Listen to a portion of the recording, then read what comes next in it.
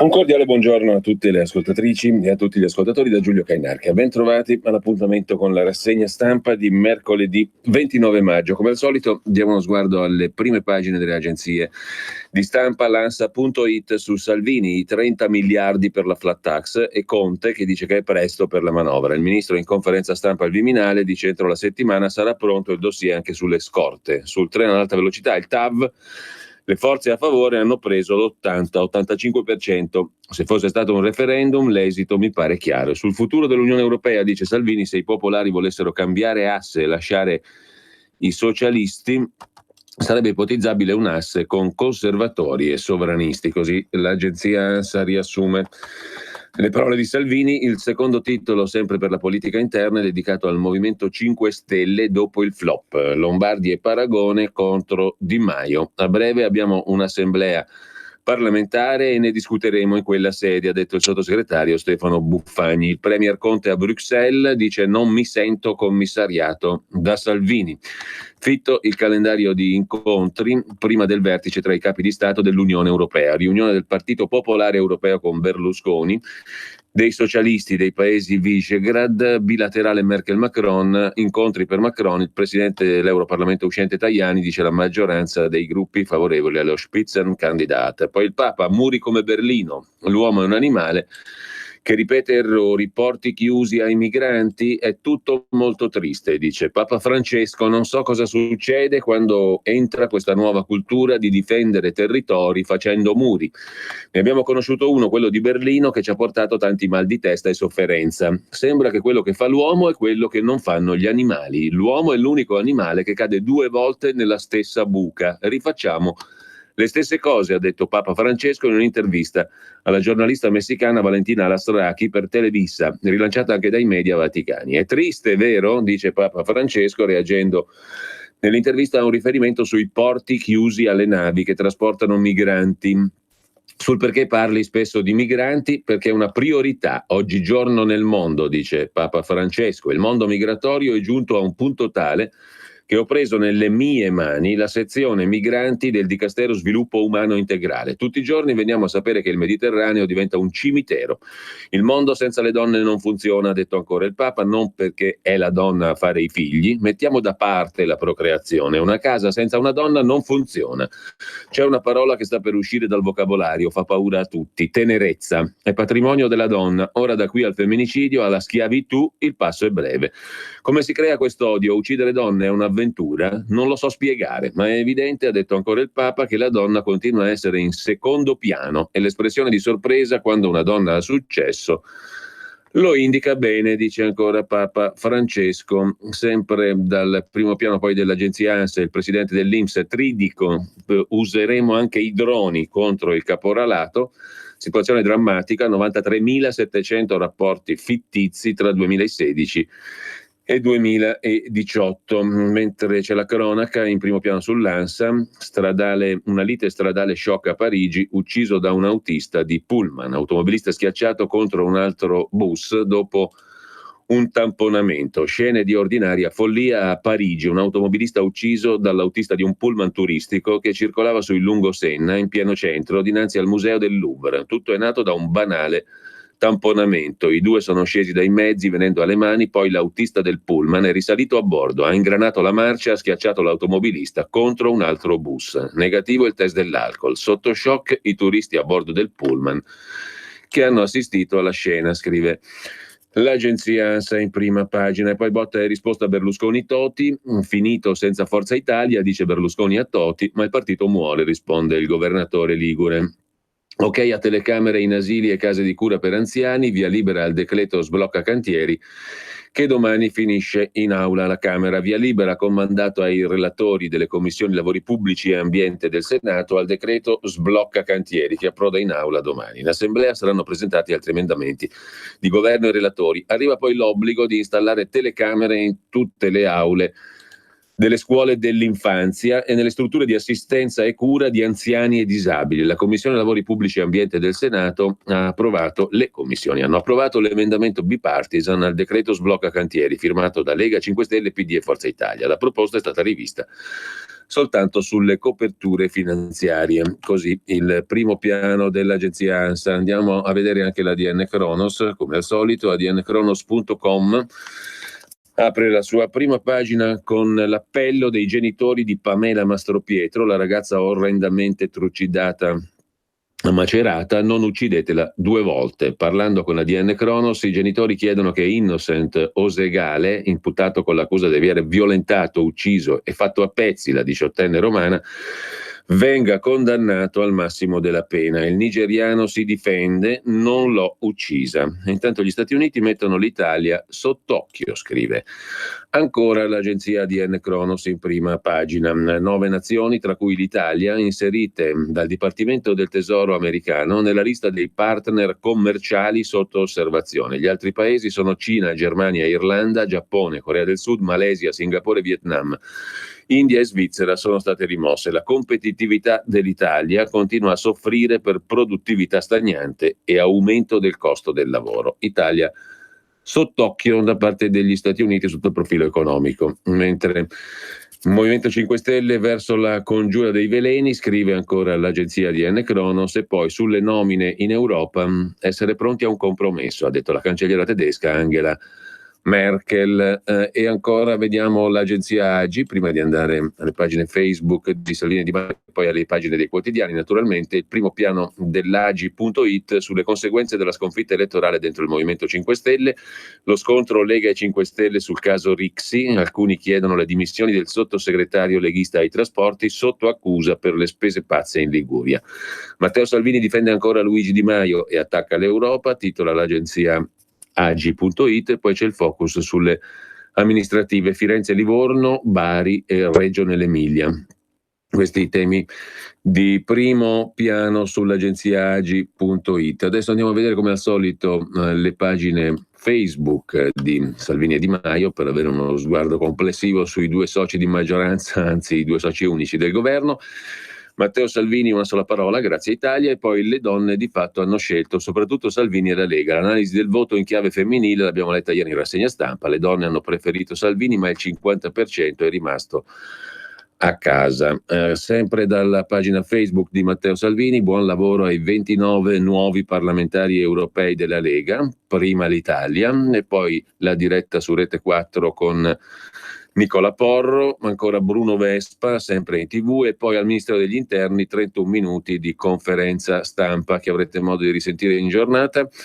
Dalla pagina Facebook di Matteo Salvini ancora un'altra intervista a RTL 102.5. Secondo voi è normale che per regole del passato, in un momento storico in cui ci sono 5 milioni di italiani disoccupati, l'Europa ci chieda 3 miliardi di euro di multa? Cambieremo queste regole, dice Salvini. Di Maio mette in primo piano sulla sua pagina Facebook, lo vediamo subito, una conferenza stampa in diretta dal Ministero dello Sviluppo Economico. E poi siamo ancora al buon voto a tutti del 26 maggio. Andiamo dunque alle prime pagine dei quotidiani di oggi, partendo come al solito a mo' di vetrina dal Corriere della Sera che apre con l'assedio a Di Maio nei 5 Stelle. Troppi incarichi per Di Maio, il leader del Movimento 5 Stelle è pronto a chiedere una nuova fiducia ai suoi, titola in apertura il Corriere della Sera. Salvini propone un piano da 30 miliardi per la flat tax. Di spalla invece abbiamo i gesti generosi degli sportivi, la borraccia al Giro e i milioni donati da Gattuso, i gesti generosi. Ma poi c'è anche ancora di nuovo la politica con Angela Merkel, sempre dal taglio alto del Corriere della Sera: sui nazionalisti occorre vigilare, dice la cancelliera Merkel in un'intervista alla celeberrima Christian Amanpour. Sui nazionalisti dovremmo essere più vigili degli altri paesi. A centropagina torniamo alla politica interna con il caso Rixi. Io rispondo a Matteo Salvini: il processo e la richiesta di dimissioni per il sottosegretario leghista ligure. Faccio quello che decide Salvini e non quello che decide Di Maio, dice il viceministro leghista Edoardo Rixi in un'intervista al Corriere della Sera. E sui 5 Stelle sono spietati, dice Rixi. Io come Danzica, Conte mi chiederà un passo indietro, non so se è il caso. I 5 Stelle spietati, dice Edoardo Rixi in questa intervista al Corriere della Sera. Poi la vediamo più in dettaglio. Tra le altre cose da segnalare in prima pagina sul Corriere della Sera, naturalmente Giacomo Leopardi, Incanto, fragilità e speranza. L'infinito di Leopardi compie 200 anni.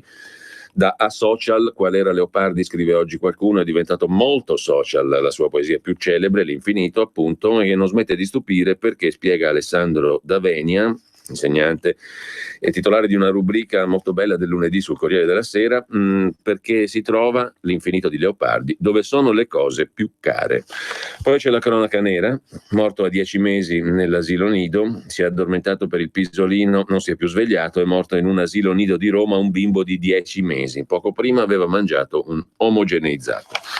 Torniamo alla politica con il commento, l'articolo di fondo si diceva nel Novecento di Ernesto Galli della Loggia, giostre elettorali, è il titolo, prosegue il distacco del quadro politico italiano da tutto il passato, da quello della Prima e della Seconda Repubblica, frutto di una vorticosa mobilità elettorale che da un anno all'altro vede dimezzati i voti dei 5 Stelle o in molte zone della penisola Forza Italia, ridotta brutalmente all'irrilevanza. Elemento forse ancor più significativo di questa frattura rispetto a ciò che valeva fino a ieri è la scarsa capacità di richiamo che domenica scorsa hanno manifestato 2 componenti primarie tradizionali della piattaforma di centrosinistra. Da un lato l'appello antifascista, dall'altro l'invito della gerarchia cattolica a un voto contro il cosiddetto sovranismo.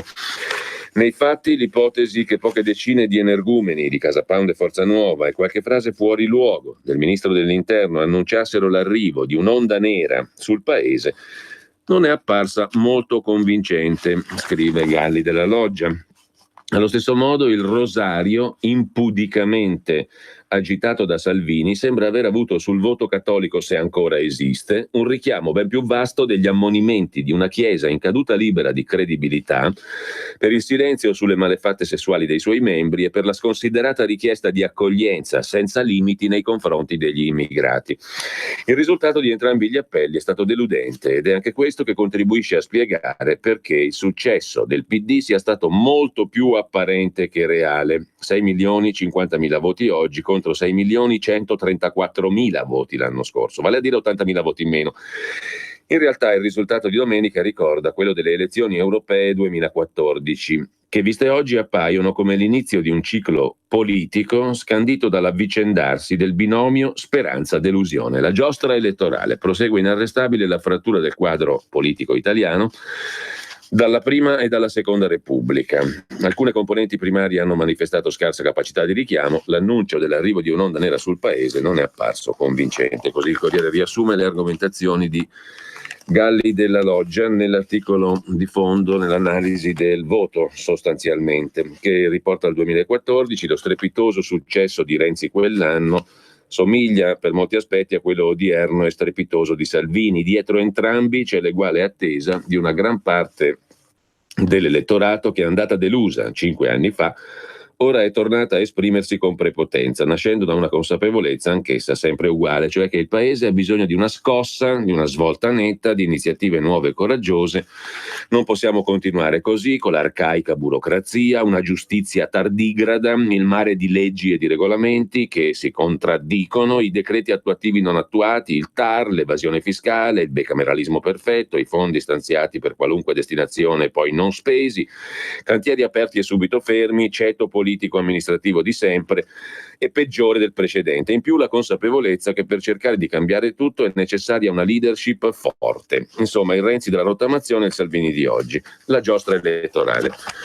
Lasciamo con questo la prima pagina del Corriere della Sera, poi torniamo sugli articoli sull'intervista a Rixi in primo luogo e sugli altri articoli di primo piano e lungo primo piano del panorama di politica interna. Uno sguardo lo diamo anche al Tempo di Roma. Renzi fa il suo debutto al Bilderberg, l'ex leader del PD presente domani alla riunione del gruppo Bilderberg, complottisti di tutto il mondo unitevi, da domani a domenica a Montreux in Svizzera. Con lui ci saranno 2 giornalisti italiani, Lilli Gruber, la 7, habitué del Bilderberg, e Stefano Feltri de Il Fatto Quotidiano, oltre al direttore dell'Economist Zenny Minton Beddoes. Il genero di Trump, Jared Kushner, il re d'Olanda, la leader della CDU, la nuova leader della CDU Annegret Kramp-Karrenbauer, sono tra gli invitati al Bilderberg, dove debutta il nostro Matteo Renzi, il nostro Matteo. Mentre l'altro Matteo, Salvini, sfida lo spread a 290, scrive Milano Finanza. Il leghista chiede una conferenza sul debito e sul ruolo della Banca Centrale Europea, cioè sulla politica economica dell'Europa sostanzialmente. Moscovici, il commissario europeo uscente, contrario alla multa contro l'Italia, si rischia una manovrina, oggi processo dei grillini a Di Maio, scrive Milano Finanza, che poi si occupa di un'altra questioncella, il debito pubblico italiano. Le banche italiane continuano a comprare BTP, buoni del tesoro. Sono i dati pubblicati ieri dalla BCE, Banca Centrale Europea. Il portafogli delle banche comprando debito italiano è ai massimi da 2 anni. Le banche ad aprile hanno sostenuto il debito italiano. L'esposizione supera di nuovo 400 miliardi, ma in futuro il settore non potrà fare da scudo alle turbolenze dei mercati. Già che ci siamo, sul Tempo di Roma vi segnalo anche un'intervista al ministro dell'istruzione, Marco Bussetti. Sicurezza a scuola, già pronti 7 miliardi, i soldi ci sono, ora gli enti li spendano velocemente, i ragazzi stiano tranquilli per la maturità, le prove sono alla loro portata, il grembiule genera inclusione sociale, una divisa che crea appartenenza, gli insegnanti meritano un aumento di stipendio, stiamo lavorando per darglielo. Sull'edilizia scolastica sbloccati 7 miliardi trovati fermi, ne abbiamo quasi altri 3 inseriti nell'ultima manovra di bilancio. Le risorse ci sono, gli enti locali devono spenderle velocemente. Abbiamo ridotto la burocrazia affinché possano farlo, dice il ministro dell'istruzione. Tanto sempre dal Tempo di Roma una curiosità: l'ex lady Amazon Mackenzie Tuttle, l'ex moglie del fondatore di Amazon Jeff Bezos, ha firmato la sua adesione a un progetto, The Given Pledge, ideato da Warren Buffett, Melinda e Bill Gates. L'adesione prevede che la signora devolva metà dei suoi soldi in beneficenza, in vita o attraverso un testamento. L'ex lady Amazon regala 18 miliardi, tra virgolette regala, scrive il Tempo, perché è una promessa, poi vai a capire quello che succederà. Intanto ci fai bella figura. 204 miliardari provenienti da un capo all'altro del mondo hanno finora dato il proprio sostegno sulla carta. C'è una cosa curiosa invece, prima di tornare alla politica, che riguarda Milano e la privacy. Milano alza una barriera per la privacy, stop ai dati selvaggi, lo racconta Il Giorno. Ok di Sala alla proposta della CGIL, così nasce il primo piano regolatore in Italia per la trasparenza di algoritmi e informazioni online. La nuova ricchezza è nelle mani di società e multinazionali, i nostri dati, le nostre preferenze, gli indicatori di gusti, opinioni, abitudini, spostamenti, siamo sempre più tracciati. La conferenza dei servizi digitali coinvolge comuni, sindacati, aziende e università. Ecco dunque il modello da seguire è quello di Barcellona e Copenaghen, Smart City agli antipodi sulla carta geografica d'Europa, dove però sono stati sperimentati tentativi di fissare nuove regole a livello comunale nella giungla di algoritmi e big data. Un fiume di informazioni personali, indirizzi, indicatori di gusti, abitudini, opinioni, quello che insomma scorre sui nostri smartphone. Un fiume di dati, appunto, abitudini, opinioni, spostamenti, propensioni all'acquisto, alimentato dalle attività che ogni giorno svolgiamo online, anche nei rapporti con la pubblica amministrazione. Milano, prima città in Italia, potrebbe diventare terreno per sperimentare un piano regolatore per reti trasparenti e algoritmi negoziabili, con l'obiettivo di proteggere la privacy dei cittadini e garantire una trasparenza nell'utilizzo dei dati. Una ricchezza che oggi è in mano a pochi soggetti, i big dell'economia digitale, da Amazon a Airbnb. La proposta è stata lanciata dalla CGIL Milano ed è stata accolta dal sindaco Giuseppe Sala nel corso di un convegno all'università statale coinvolta nel progetto. Vedremo dopo l'amplissima pagina di cronaca territoriale, locale, post elezioni, molto interessante. Intanto vediamo le altre prime pagine. Repubblica apre con questo titolo: Europa, l'Italia è già all'angolo. Siamo messi già malissimo. Battaglia tra Macron e Merkel sulla presidenza della Commissione. L'affondo di Salvini isola l'Italia. Il presidente della Commissione uscente Juncker dice: ecco la lettera che contesta i vostri debiti. Tempesta 5 Stelle, Di Maio dice sì al referendum sul suo ruolo. C'è poi un'inchiesta Di Gad Lerner, la lingua barbara della Lega, ora che dall'alto del suo 34% la Lega di Salvini sembra in grado di plasmare il senso comune degli italiani, terroni compresi, e questa metamorfosi sembra essersi realizzata in un anno, alzi la mano chi li aveva presi sul serio 30 anni fa, scrive Gad Lerner. Da Bossi a Salvini la lingua leghista non è mai cambiata. Lo slogan di Pontida, padroni a casa nostra, è stato declinato in tanti modi, ma resta l'imprinting fondativo. L'attuale leader ha solo scelto di inglobare alcuni caratteri della destra novecentesca, erede di un fascismo mai rinnegato del tutto. È la acuta originale analisi di Gad Lerner, ma il primo piano di Repubblica e le pagine 2 e 3 sono dedicati al mercato delle toghe, magistrati, corruzione al CSM, indagato a Perugia il PM Palamara, è l'uomo chiave degli accordi per la nomina del procuratore di Roma. Ve lo ricorderete da antiche inchieste alle quali partecipò anche, delle quali parlò anche il nostro collega e amico Maurizio Bolognetti, che poi sarà con noi come tutte le mattine da qui in avanti alle 9:15 per una finestra nella rassegna stampa. Il Consiglio Superiore della Magistratura, scrive Repubblica, il cuore dell'ordine giudiziario balla sull'orlo di un abisso. L'abisso è la Procura di Roma, di cui il CSM ha intuito troppo tardi la profondità dell'abisso, cioè della Procura di Roma. L'abisso si prepara a inghiottire il Consiglio Superiore della Magistratura con una fretta indiavolata, dividendosi e mandando a pezzi ogni galateo istituzionale. Il Consiglio ha trasformato la successione del procuratore di Roma Giuseppe Pignatone in un mercato di pani e pesci prima, in una cruenta congiura di palazzo poi. Il mercato delle toghe. A Perugia, indagato per corruzione, l'ex presidente dell'Associazione Nazionale Magistrati Palamara, un patto per prendere la Procura di Roma. Un'indagine durata mesi fa tremare il Consiglio Superiore della Magistratura, dove si stanno decidendo i destini dell'ufficio diretto fino a 20 giorni fa da Pignatone. Il patto tra le correnti. Che novità, anche qui il nostro amico Maurizio Bolognetti potrebbe raccontarcene tante, e le abbiamo anche raccontate insieme. Il patto tra correnti e politica per azzerare gli uomini che hanno segnato una rivoluzione a Piazzale Clodio e avviare la restaurazione delle più importanti procure del paese. Il Consiglio Superiore della Magistratura, 24 consiglieri, 8 laici, 16 togati, balla, scrive Carlo Bonini, sull'orlo di un abisso. L'abisso è la Procura di Roma. Il Consiglio Superiore ha trasformato la successione del procuratore Pignatone, che ha lasciato l'incarico l'8 maggio per raggiunti limiti di età, in un mercato, in una cruenta congiura che ha mandato in pezzi correnti e alleanze. Un domino che nelle intenzioni dei suoi architetti doveva riscrivere la geografia degli uffici giudiziari chiave d'Italia, i rapporti tra la magistratura e gli uomini nuovi della politica italiana, scrive ancora Carlo Bonini. Il mercato delle toghe, vedete qui è il titolo del pezzo di Repubblica.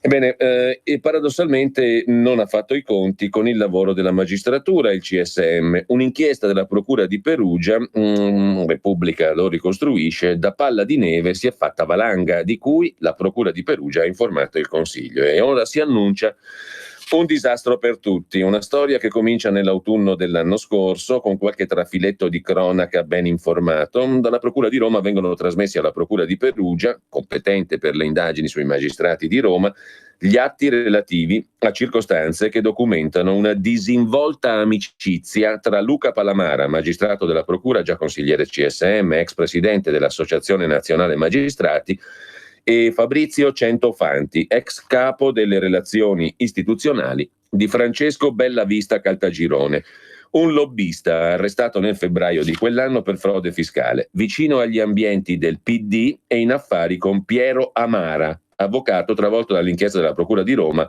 per il suo ruolo nelle sentenze aggiustate della magistratura amministrativa. Affidata al PM Miliani e al GICO della Guardia di Finanza, l'indagine sulla segnalazione arrivata da Roma procede per corruzione. Perché? Perché nell'amicizia tra Palamara e Centofanti c'è qualcosa, viaggi e regali galanti, che viene ritenuto vada molto al di là dell'opportuno. È un'inchiesta delicata che per mesi si inabissa nel segreto. Palamara viene iscritto nel registro degli indagati per corruzione, mentre a Roma, dentro e fuori il Consiglio Superiore della Magistratura, giochi per definire gli equilibri del nuovo Consiglio e quella che sarà la prima decisione, la successione di Pignatone, entrano nel vivo. E il protagonista è proprio Luca Palamara, leader di Unicost, corrente centrista e magistrato indagato a Perugia. Come riferiscono fonti del Consiglio Superiore, Palamara a Roma si muove con grande disinvoltura con un altro magistrato, gran tessitore della politica giudiziaria del paese, Cosimo Maria Ferri, il figlio dell'ex ministro, quello dei 110 all'ora in autostrada. Deputato renziano, già sottosegretario PD alla giustizia, nei governi Letta, Renzi, Gentiloni, legato anche a Niccolò Ghedini e Denis Verdini e da sempre pontiere col mondo berlusconiano, non foss'altro perché capace di portare in dote l'ala conservatrice della magistratura, la sua corrente Magistratura Indipendente, di cui è stato segretario. La coppia Palamara-Ferri coltiva un progetto: assumere il controllo degli equilibri nel Consiglio Superiore e stracciare l'accordo già fatto che vuole tutte le correnti pronte ad appoggiare per la successione a Pignatone il procuratore di Palermo Franco Lovoi, peraltro fin lì candidato di bandiera della stessa magistratura indipendente di cui Pignatone pure fa parte, per sostituirlo col procuratore generale di Firenze Marcello Viola, a sua volta espressione della corrente di magistratura indipendente ritenuta dalla coppia caratterialmente controllabile.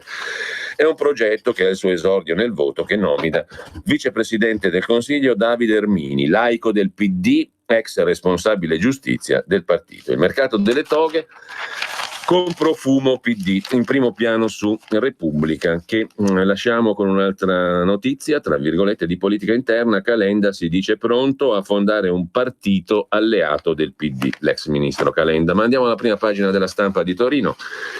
Conte a Salvini, confronto o crisi, dice il Premier, o meglio dice la Stampa. I 5 Stelle dimezzano Di Maio, dovrà rinunciare a un ministero. Giorgetti, Lega, avrebbe detto 10 giorni per evitare il peggio. È tutto un condizionale, il titolo d'apertura della Stampa di Torino. A Roma invece la periferia è diventata leghista, Torbella Monaca scarica il Movimento 5 Stelle. Poi c'è la foto di Parigi, i turisti soffocano il Louvre e i dipendenti fanno sciopero. Turisti in coda fuori dalla piramide del Louvre. Dall'inizio dell'anno la media è salita a 40.000 turisti al giorno. Chiudiamo con Rosario e Presepe, il titolo del Buongiorno, la rubrica di Mattia Feltri. L'oggi mi sollecita una ponderosa analisi, scrive Feltri Junior. Siamo tutti delle teste di papero. Succede che a Riace il sindaco Mimmo Lucano, ormai ex, non è riuscito a entrare in consiglio comunale. La sua lista è arrivata terza. Lui ha preso 140 preferenze, il 10% dei votanti, 7 degli aventi diritto. Il nuovo sindaco guida una lista civica colma di leghisti e la Lega è il partito più votato in paese, Riace, appunto, alle europee. Eppure Mimmo Lucano è l'ideatore del modello Riace, elogiatissimo modello di accoglienza degli immigrati in decine di reportage giornalistici, servizi televisivi, filippiche politiche, per cui Riace era una piccola Svizzera, linde botteghe artigiane, gerani ai davanzali, armonia multietnica, ecumenismo, sottofondo di arpe. Il modello sarà senz'altro buono, per l'amor del cielo, ma mai una volta che in queste filippiche politiche, in questi servizi giornalistici, si registrasse uno di Riace col dito alzato a dire no, a me pare una gran boiata. Bizzarro, vero? Questo modello ci piace tanto, piace a chiunque, in tutta Italia e in tutta Europa, tranne che ai riacesi. E non ce ne eravamo accorti, scrive Mattia Feltri. Sarà forse perché al demonio sovranista si è voluto contrapporre il cherubino riacese e alla fiaba salviniana del ritorno al piccolo mondo antico, facce bianche sotto il campanile, si è voluta contrapporre la fiaba edificante dell'abbraccio dei popoli. Ci bastano un sorriso e mani spalancate. Insomma, al mito del rosario padano si è voluto contrapporre il mito del presepe calabrese. Il problema è che dietro il mito c'è la realtà, con le sue maledette complicazioni. C'è anche il problema del soldino pubblico che marginalmente viene usato per il presepe calabrese, ma quello ormai ci pensa Pantalone, che ha una infinita disponibilità di risorse, mentre a pagina 6 della Stampa di Torino Il capogruppo leghista alla Camera, Riccardo Molinari: ai 5 Stelle non conviene tornare al voto, ora subito flat tax e autonomie regionali. Anche la Francia ha sforato i vincoli dell'Unione Europea sul rapporto deficit-PIL. Vediamo anche la prima pagina del quotidiano nazionale, Giorno, Nazione e Resto del Carlino. Il direttore Michele Brambilla si occupa del problema Berlusconi, perché il centrodestra non va subito a elezioni anticipate. Lega, Fratelli d'Italia e Forza Italia insieme avrebbero una maggioranza, ma insieme non ci vanno, perché Lega e Fratelli d'Italia non vogliono. Perché non vogliono? Ufficialmente perché non vogliono Forza Italia. In realtà il problema ha un nome e un cognome, cioè Silvio Berlusconi. Lega 5 Stelle, la tregua è già finita, Salvini rilancia la flat tax, Conte frena, ora incombe il caso Rixi. Andiamo al Fatto Quotidiano, che mette il citato Papa Francesco, citato per le parole riportate dall'agenzia ANSA che abbiamo letto prima, Papa Francesco sopra la testata nella frasetta del giorno. Ho visto i filmati dei migranti torturati nei lager libici, chi chiude i porti mi mette tristezza, ha detto il Papa. Ma purtroppo, commenta il Fatto Quotidiano, anche lui ha perso le elezioni. C'è la politica in apertura, Conte, accordo Salvini-Di Maio, dice il Premier, o subito a casa, convocati i 2 vice, non governo con liti e spada di Damocle del voto, dice o avrebbe detto il Premier Conte. Ce lo racconta Stefano Feltri, quello che parteciperà con Lilli Gruber alla riunione del Bilderberg, del gruppo, del celeberrimo, terrificante gruppo Bilderberg a Montreux in Svizzera. Il Premier non continuerà a tutti i costi, ci racconta il Fatto, sotto il ricatto leghista quotidiano. Il capo 5 Stelle medita le dimissioni. Il Fatto Quotidiano ha una linea ben precisa, come tutti sanno: rompete, rompete, rompete, che poi famo l'alleanza col PD. Mentre i punti di rottura, le 10 questioni che dividono i giallo-verdi, le elenca ancora il Fatto Quotidiano: Rixi, TAV, regioni, soprattutto eccetera. Da Rixi alla secessione 2.0, cioè all'autonomia regionale, sono 10 i temi per aprire la crisi, scrive il Fatto Quotidiano. Rixi, le autonomie, TAV, il decreto sblocca cantieri, il decreto sicurezza bis, la flat tax, la giustizia, il conflitto di interessi, l'abuso d'ufficio e il commissario europeo. Tocca alla Lega. Salvini deve solo scegliere qualcuno che non faccia venire l'orticaria ai grillini come commissario europeo. Insomma, ce ne sono 10 di motivi per aprire la crisi. Cosa aspettate ad aprire la crisi? Sempre in primo piano poi sul Fatto Quotidiano, esplosivo Casamonica per Raggi e i pubblici ministeri, e quindi un'auto blindata viene data alla sindaca di Roma perché una fonte confidenziale ha allarmato il Comitato per l'Ordine Pubblico. L'agente della Polizia Municipale che finora l'ha accompagnata nei suoi spostamenti è stato sostituito da 2 poliziotti. Ci sono bonifiche preventive nei luoghi che la sindaca di Roma deve visitare. Anche il Fatto, naturalmente, si occupa con Marco Lillo dell'esposto bomba. Carlo Bonini su Repubblica, Marco Lillo sul Fatto Quotidiano. L'esposto bomba al Consiglio Superiore della Magistratura, il caso Amara in procura a Roma. Più che il caso Amara è il caso Palamara, perché Amara è l'avvocato, ma Palamara è un magistrato di primo livello. Incarichi ai fratelli dei PM Pignatone e Ielo. Questo è un'altra nuance, diciamo così. Avete visto che Repubblica mette in evidenza un aspetto della vicenda, il Fatto ne mette in evidenza un altro, cioè relativo a Pignatone, che è meno amato dal Fatto Quotidiano di quanto non lo sia Palamara, che è molto più amato dal Fatto Quotidiano, anche se è messo male, come ci racconta Repubblica, nello scandalo CSM. Procura di Roma spaccata, racconta Marco Lillo, esposto su Pignatone e Ielo. CSM, il Consiglio si occuperà dell'ex procuratore e della sua mancata astensione. Un pubblico ministero sostiene che il fratello avvocato avesse avuto incarichi dagli indagati. Il PM Fava chiede trasparenza anche sull'astensione sul caso Eni dell'aggiunto per gli incarichi del fratello. Il presunto conflitto tra l'attività inquirente di 2 magistrati con quella professionale dei loro fratelli avvocati di grido sta spaccando la procura di Roma. Roberto Pignatone, professore di diritto tributario, avvocato, studio a Palermo, ha ottenuto nel 2014 un incarico da Piero Amara, poi destinatario di una richiesta di arresto della Procura di Roma. Il sostituto procuratore di Roma, Fava, 52 anni, ha scritto al Consiglio Superiore della Magistratura per segnalare il comportamento del suo ex capo Giuseppe Pignatone, da poco pensionato, che non si è astenuto. Nell'esposto di Fava è citato anche il caso del procuratore aggiunto Paolo Ielo, tuttora a capo del pool reati amministrativi di Roma. Domenico Ielo, 49 anni, titolare di uno studio con sede a Milano, avvocato, fratello del PM Ielo, ha fatto legittimamente il consulente per l'ENI, società che a sua volta è finita nel mirino della procura perché i PM hanno scoperto pagamenti per decine di milioni da Eni a una società di nome Napag. Secondo il PM, Fava, quella società sarebbe stata riferibile allo stesso Amara. Il titolare della Napag, Francesco Mazzagatti, e Amara negano. All'esposto sono allegate le carte provenienti da altre indagini di Siracusa che documentano i rapporti del fratello minore di Pignatone. In testa c'è la lista dei testimoni depositata nel 2014 dall'avvocato Mangione che difendeva Amara a Siracusa per una storia di false fatture. Tra i testi a difesa il professor Roberto Pignatone, che riferisca nella qualità di consulente di parte sulla relazione tecnica fiscale dallo stesso redatta. C'è poi una fattura da 5.000 rotti euro pagata dalla STI di Ezio Bigotti, anche lui arrestato poi dai PM di Roma nel novembre 2014, sempre al fratello di Pignatone, l'avvocato Roberto. Infine c'è la Nico SPA di Gianni Balistreri che registra una parcella di 5.000 rotti euro per Pignatone Junior. La Nico era una delle società coinvolte in un giro di fatture sospette con le società dell'inchiesta su Amara. Balistreri non è indagato, le carte trasmesse a Catania per competenza. L'esposto è centrato su Pignatone, ma nel testo ci si riferisce all'astensione anche del procuratore aggiunto Paolo Ielo.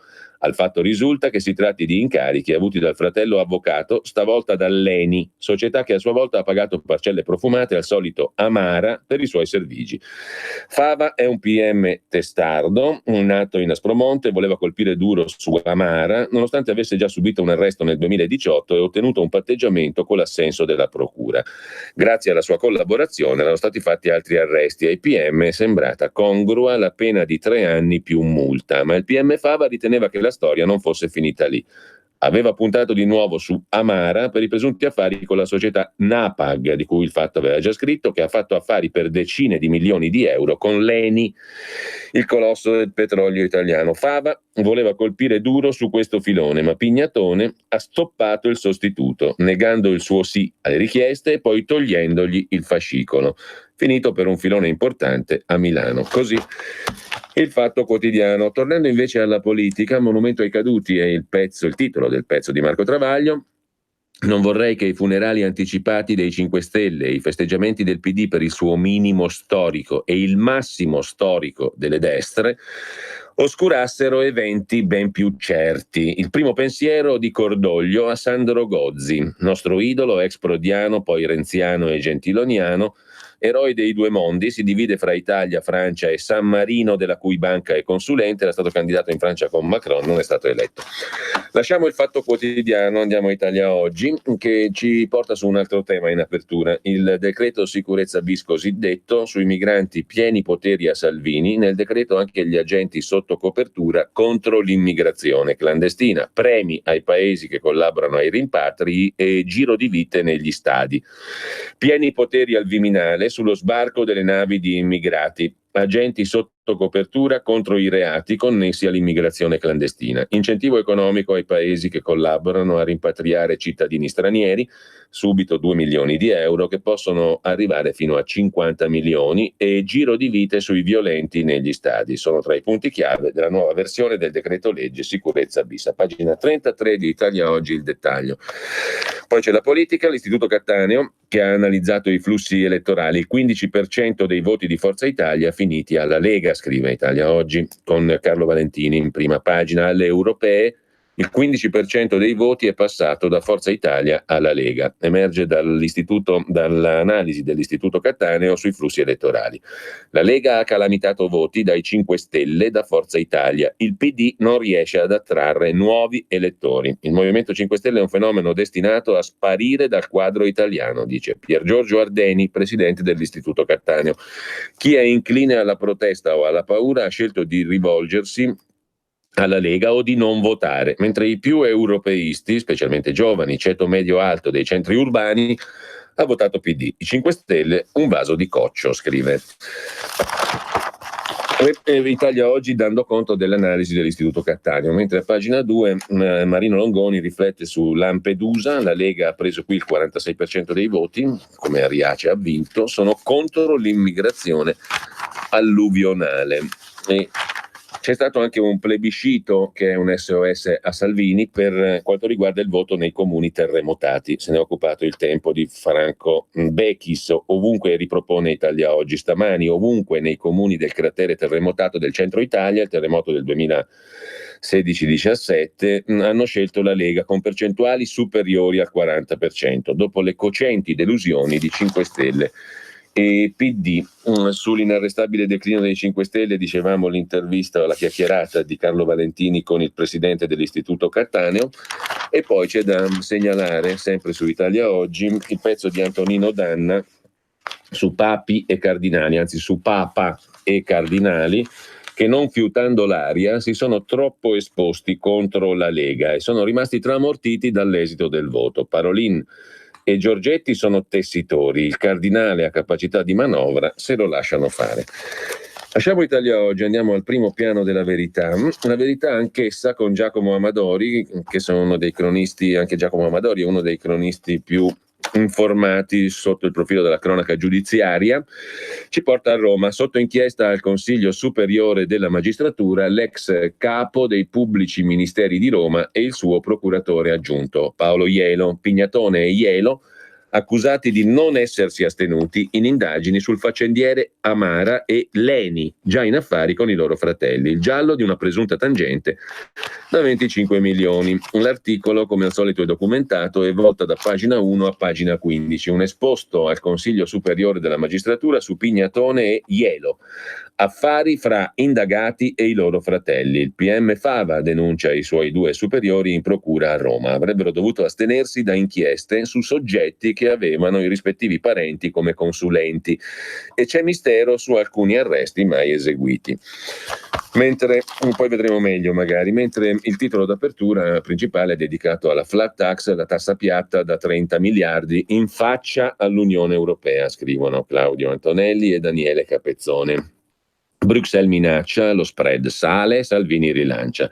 Per difendere le poltrone, Moscovici e compagnia bella tornano a gettare benzina sul fuoco. Soltanto 48 ore al governo per rispondere alla lettera sui conti e nuove sanzioni già pronte. Ma il vice premier leghista tira dritto e cala il suo asso, la tassa piatta, flat tax. Nel Movimento 5 Stelle Di Maio finisce sotto processo. Marcello Veneziani è dell'opinione che oltre le elezioni il sovranismo durerà a lungo perché tocca temi profondi. Il suo commento alle pagine 6 e 7 poi della Verità di oggi: il sovranismo durerà perché sa toccare tematiche profonde. Il test europeo, scrive Marcello Veneziani, non stravolge gli assetti di potere, ma il populismo non è passeggero perché ha a che fare con argomenti cruciali come accoglienza, bioetica e sicurezza.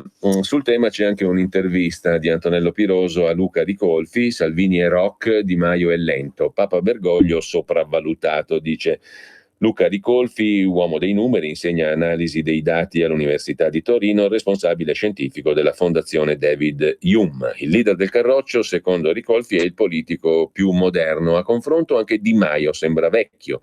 Sul PD, un movimento riformista al 20% senza nessuno alla propria sinistra rappresenta una catastrofe. Forza Italia è in declino da 10 anni, ma non si è inventata nulla e presto pure la Meloni la sorpasserà. Il pontefice è meno popolare fra la gente di quanto credano i telegiornali. Questo in estrema sintesi, la chiacchierata, come al solito stimolante, con Luca Ricolfi, che contiamo di avere al più presto anche con noi, è stato diverse volte nostro ospite ed è sempre fonte di riflessioni stimolanti, appunto. Mentre chiudiamo dalla prima pagina della Verità con Maurizio Belpietro, la Chiesa accecata dall'antileghismo, una deriva allarmante, quella della Chiesa cattolica di Papa Bergoglio, scrive il direttore della Verità nel commento di prima pagina. Vaticano accecato dall'opposizione contro la Lega, ma il cardinale Müller, prefetto emerito della Congregazione per la Dottrina della Fede, lo abbiamo visto già ieri, dice non si può decidere chi è cattolico in base al partito. Bassetti e Spadaro, ovvero presidente della CEI e il direttore della rivista dei Gesuiti, Spadaro appunto, Civiltà Cattolica, sbagliano a dire che Salvini non è cristiano per le sue idee sui migranti, e il Papa, che riceve tutti, lo riceve anche Salvini. Insomma, un bell'incontro, Papa Salvini. Lasciamo con questo anche la prima pagina della Verità. Libero parla di governo in coma vegetativo in apertura, Movimento 5 Stelle impaurito, blocca i lavori, Salvini insiste, ora flat tax e trattativa con l'Unione Europea per evitare rogne.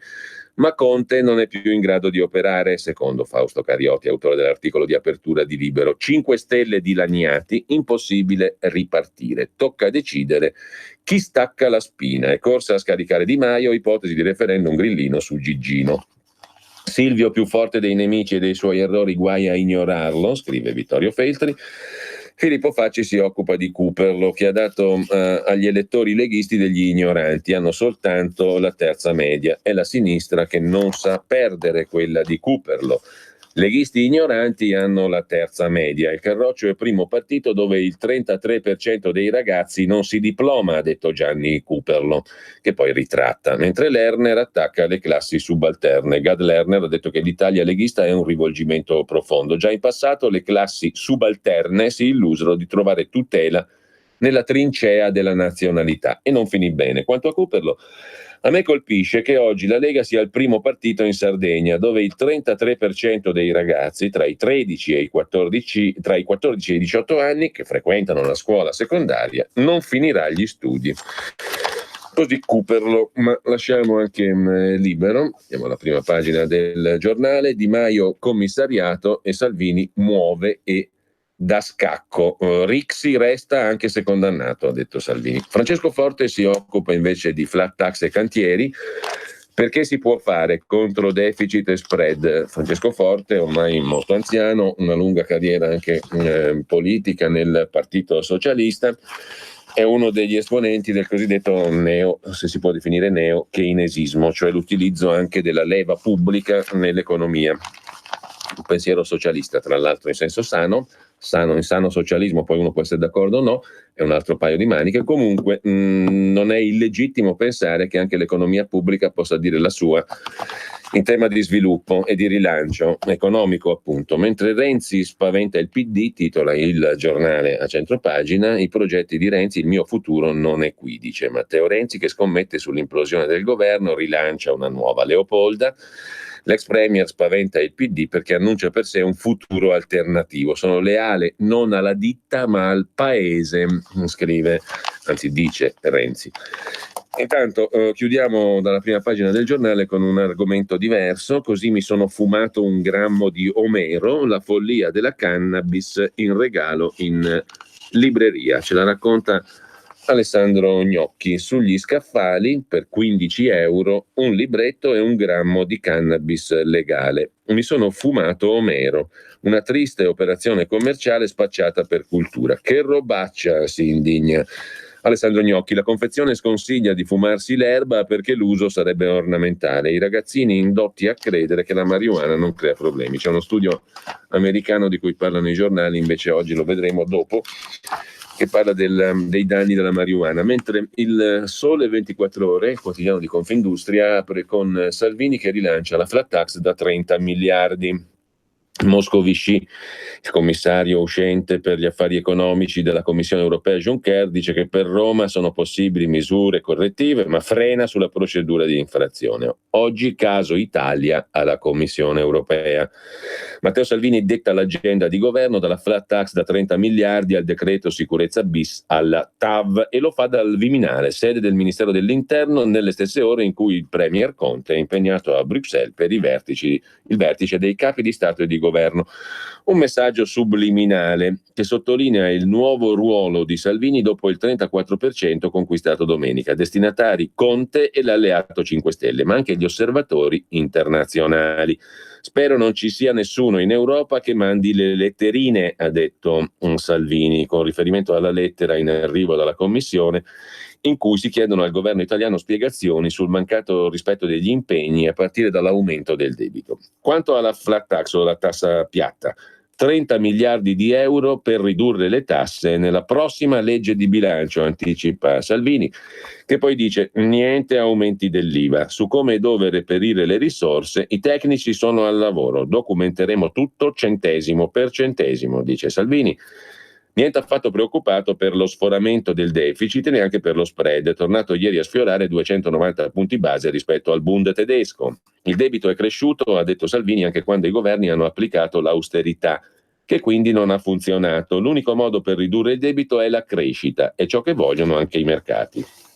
Conte da Bruxelles si limita a ricordare che il confronto sulla manovra non è ancora iniziato. Così il Sole 24 Ore, che poi si dedica al progetto della flat tax della Lega, scelta possibile tra tassa piatta e IRPEF con detrazioni. Oggi pomeriggio riunione decisiva del Carroccio per definire le misure. Per la copertura almeno parziale dei 30 miliardi per la tassa piatta è stato lo stesso Salvini a confermare il taglio alle cosiddette tax expenditures, cioè le deduzioni e detrazioni che oggi abbattono l'imponibile e le tasse. Sotto la scure potrebbero finire anche gli sconti più popolari, dalle spese sanitarie ai mutui e all'istruzione. La flat tax sarà opzionale, la scelta dovrebbe impegnare solo i titolari di redditi medio-alti, perché l'obiettivo di tutela dei ceti medi spinge a concentrare il taglio agli sconti solo per chi dichiara più di una certa soglia. Nella riforma si punta a far entrare anche la trasformazione del bonus da 80 euro da spesa pubblica a detrazione. Per la verità non è così lineare come la mette il Sole 24 Ore, bisogna ancora vedere come sarà fatta questa flat tax. Intanto salgono a 150 i tavoli di crisi presso il Ministero di Di Maio, lo sviluppo economico. Preoccupa l'aumento della cassa integrazione guadagni straordinaria, la CIGS. L'aumento rispetto ai 138 tavoli di gennaio è dovuto alla grande distribuzione. Sono tante le realtà della grande distribuzione entrate in crisi. Appello dei sindacati al governo, cambiare marcia, no a una gestione burocratica. Sono 210.000, come sottolinea il Sole 24 Ore, i lavoratori coinvolti nei 150 tavoli di crisi occupazionale aperti al Ministero di Di Maio. Ai settori da anni in grande difficoltà si è aggiunta la GDO, la grande distribuzione organizzata, più 78%, l'incremento di ore di cassa integrazione straordinaria ad aprile di quest'anno rispetto allo stesso mese 2018. Nel primo quadrimestre 2019 l'aumento di oltre il 26% rispetto allo stesso periodo del 2018, scrive il Sole 24 Ore. Lasciamo il Sole 24 Ore con un'ultima rapida segnalazione, a parte il fatto che il 24 Ore si dedica a una cosa molto curiosa, la spritz economy. Voi pensate che sia una stupidaggine andare a farsi l'aperitivo? Genera economia, 4,3 miliardi. Insieme agli amari e ai distillati c'è un'Italia che non produce vino, ma che ha margini di guadagno più elevati e cresce soprattutto all'estero. C'è un'Italia del vino, medaglia mondiale delle esportazioni dopo la Francia, e poi quella dei liquori, più piccola ma più rampante, è quella che genera anche la spritz economy, l'aperitivo da 4,3 miliardi di giro d'affari all'anno. Siamo secondo esportatore di liquori al mondo, dopo la Francia sempre. Sempre poi dal Sole 24 Ore una rapida segnalazione anche su un'altra questione, questa è veramente strategica, altro che spritz, le terre rare. La Cina minaccia tagli all'esportazione negli Stati Uniti. Messaggi sempre più espliciti da parte dei funzionari di Stato cinesi dopo le esibizioni di forza a ripetizione anche nel settore del litio. Le terre rare sono quelle che servono per le tecnologie, per internet, per i computer, per il futuro. Mentre la Grecia va al voto anticipato dopo il risanamento, il Sole 24 Ore lo chiama così, in Grecia hanno fatto il risanamento con il compagno Tsipras, che ha perfettamente incarnato, realizzato le ricette dei compagni del Fondo Monetario Internazionale, della Troica. Ritorno alle urne il 7 luglio, i mercati scommettono sul trionfo del centrodestra. Non si era così bravo e risanato, perché lo trombano Tsipras, gli elettori e i cittadini? Andiamo alla prima pagina di Avvenire, il quotidiano cattolico, che ospita la riflessione, come sempre interessante a dire il vero, del professor Mauro Magatti, professore della Cattolica, sociologo, su cosa significa essere europei, nodi di cultura e spirito e non soltanto nodi politici. Poi se abbiamo tempo lo leggiamo. C'è anche suora Alessandra Smerilli, che si occupa dell'MMT, cioè della teoria moderna monetaria, Modern Monetary Theory, la quale ci invita a riscoprire il miglior Keynes. L'abbiamo citato poco fa, il keynesismo sano. Questo nostro momento necessita di teorie nuove, scrive Smerilli, perché con le chiavi di lettura della teoria economica attuale facciamo fatica a trovare soluzioni per uno sviluppo diverso. Dalla MMT arriva una spinta a riscoprire il miglior Keynes. Oltre la liquidità in circolazione, il punto chiave, scrive suora Alessandra Smerilli, è la fiducia nel futuro, qualcosa che supera i dati e le previsioni razionali, una fiducia da costruire tra Stato e mercato. La teoria monetaria moderna, la MMT, Modern Monetary Theory, non è la soluzione a tutti i problemi attuali, ma ha il merito dell'innovazione. I difetti più evidenti della società economica nella quale viviamo, diceva John Maynard Keynes, sono l'incapacità a provvedere un'occupazione piena e la distribuzione arbitraria e iniqua delle ricchezze e dei redditi. Frasetta da niente, quella che John Maynard Keynes nel 1915 pronunciò.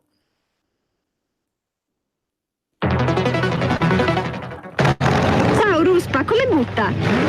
Guarda che sei in onda! Donare il 2 per 1000 alla Lega è importante per i progetti di Matteo Salvini? Sì, la gente lo sa. Sa pure che D43 è il codice da scrivere sulla dichiarazione dei redditi. Sì, D43! Lo sa. E che se lo dice al suo commercialista fa tutto lui. È bravo Ruspa. D43 è una sigla importante. Serve a dare più forza ai progetti che Matteo Salvini vuole realizzare. Quest'anno il 2 per 1000 donalo alla Lega di Matteo Salvini. Dillo al tuo commercialista. Donare il 2 per 1000 alla Lega è un'ottima azione. www.2per1000lega.it. Messaggio per tutti gli imprenditori, gli artigiani, i commercianti, i liberi professionisti. Hai un'attività? Dei prodotti da promuovere? Prova la pubblicità sulla nostra radio. Radio Padania ha preparato per te una grande promozione per aiutarti a sostenere la tua attività a tariffe davvero straordinarie. Informati, vedrai che si può fare. Mandaci una mail all'indirizzo spot@radiopadania.net. Con Radio Padania si può fare. Vuoi trovare nylon, Delrin, PVC, plexiglass, gomma, Vulcolan, neoprene, silicone? Prova la Sargom. Se non lo trovi alla Sargom, dove lo trovi? Sargom, dal 1968 a Brescia. Articoli gomma plastica tecnico-industriali. Sargom, dal 2008 a Rodengo Saiano Brescia. Punto di riferimento articoli gomma plastica tecnico-industriali. Sargom, via Gaetano Bertoli 15, Rodengo Saiano, Brescia. Telefono 030 31 77 41. Grazie Brescia, da Sargom. Sono Giovanna. Mondoflex. Voglio presentarvi una nuova promozione Mondoflex. Un materasso in memory, ergonomico, a 2 strati, completamente sfoderabile, a soli 199 euro. Con Mondoflex dormite sonni tranquilli. Vi aspetto! A Triviolo e a Melzo, il sabato orario continuato. Mondoflex reti e materassi. A Triviolo, Melzo, Monza, Erba, Crema, Castelmella Brescia e Desenzano del Garda. Mondoflex, fornitore ufficiale Atalanta Bergamasca Calcio. Per la tua pubblicità su Radio Padania Libera, scrivi a spot@radiopadania.net. Grazie da tutta la squadra. Grazie Italia. Useremo bene la vostra fiducia. Primo partito in Italia, si cambia in Europa. Grazie da tutta la squadra. Ed ora, che tempo farà? Le previsioni meteo.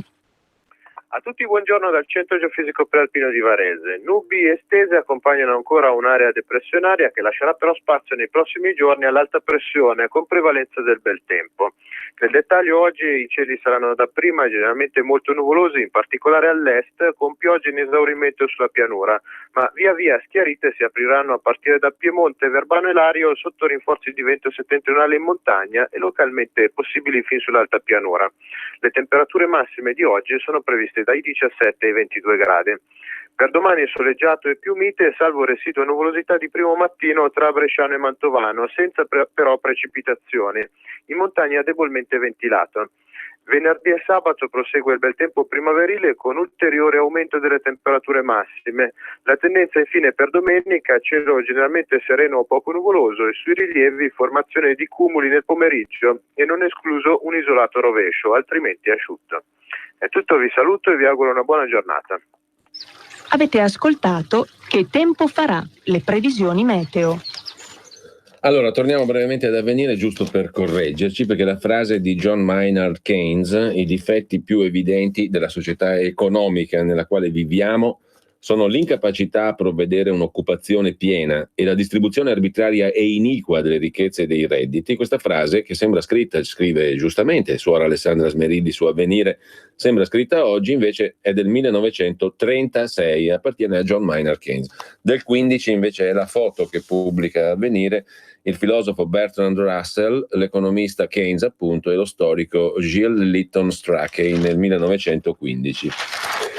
John Maynard Keynes deve essere riscoperto, scrive Alessandra Smeridi nel suo articolo assai stimolante a pagina 3 di Avvenire. L'assonanza fra la frase di Keynes del 36 e i nostri tempi ci fa comprendere che anche questo momento necessita di teorie nuove, perché con le chiavi di lettura della teoria economica facciamo fatica a trovare soluzioni e a indicare piste per uno sviluppo nuovo.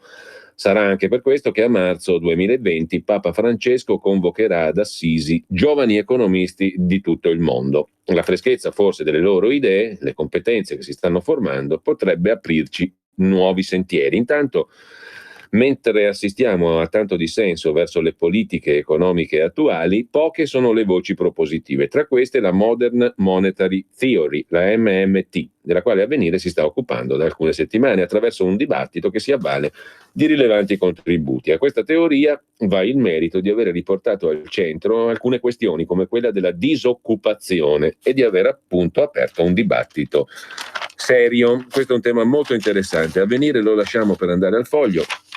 Matteo Mazzuzzi si occupa in taglio alto della Chiesa italiana sconfitta dal Rosario di Matteo Salvini. La Chiesa è davanti al bivio: rifare i patti lateranensi, cioè andare d'accordo con sto cavolo di governo, o andare alla guerra totale? Intanto il PD offre sponde alla Lega, secondo Salvatore Merlo, per un asse europeo contro l'irrilevanza dell'Italia. De Micheli, Orlando, Tinagli, Bonafede, Del Rio, Rosato spiegano cosa deve proporre Salvini per avere un commissario che conti. La Lega cambia approccio.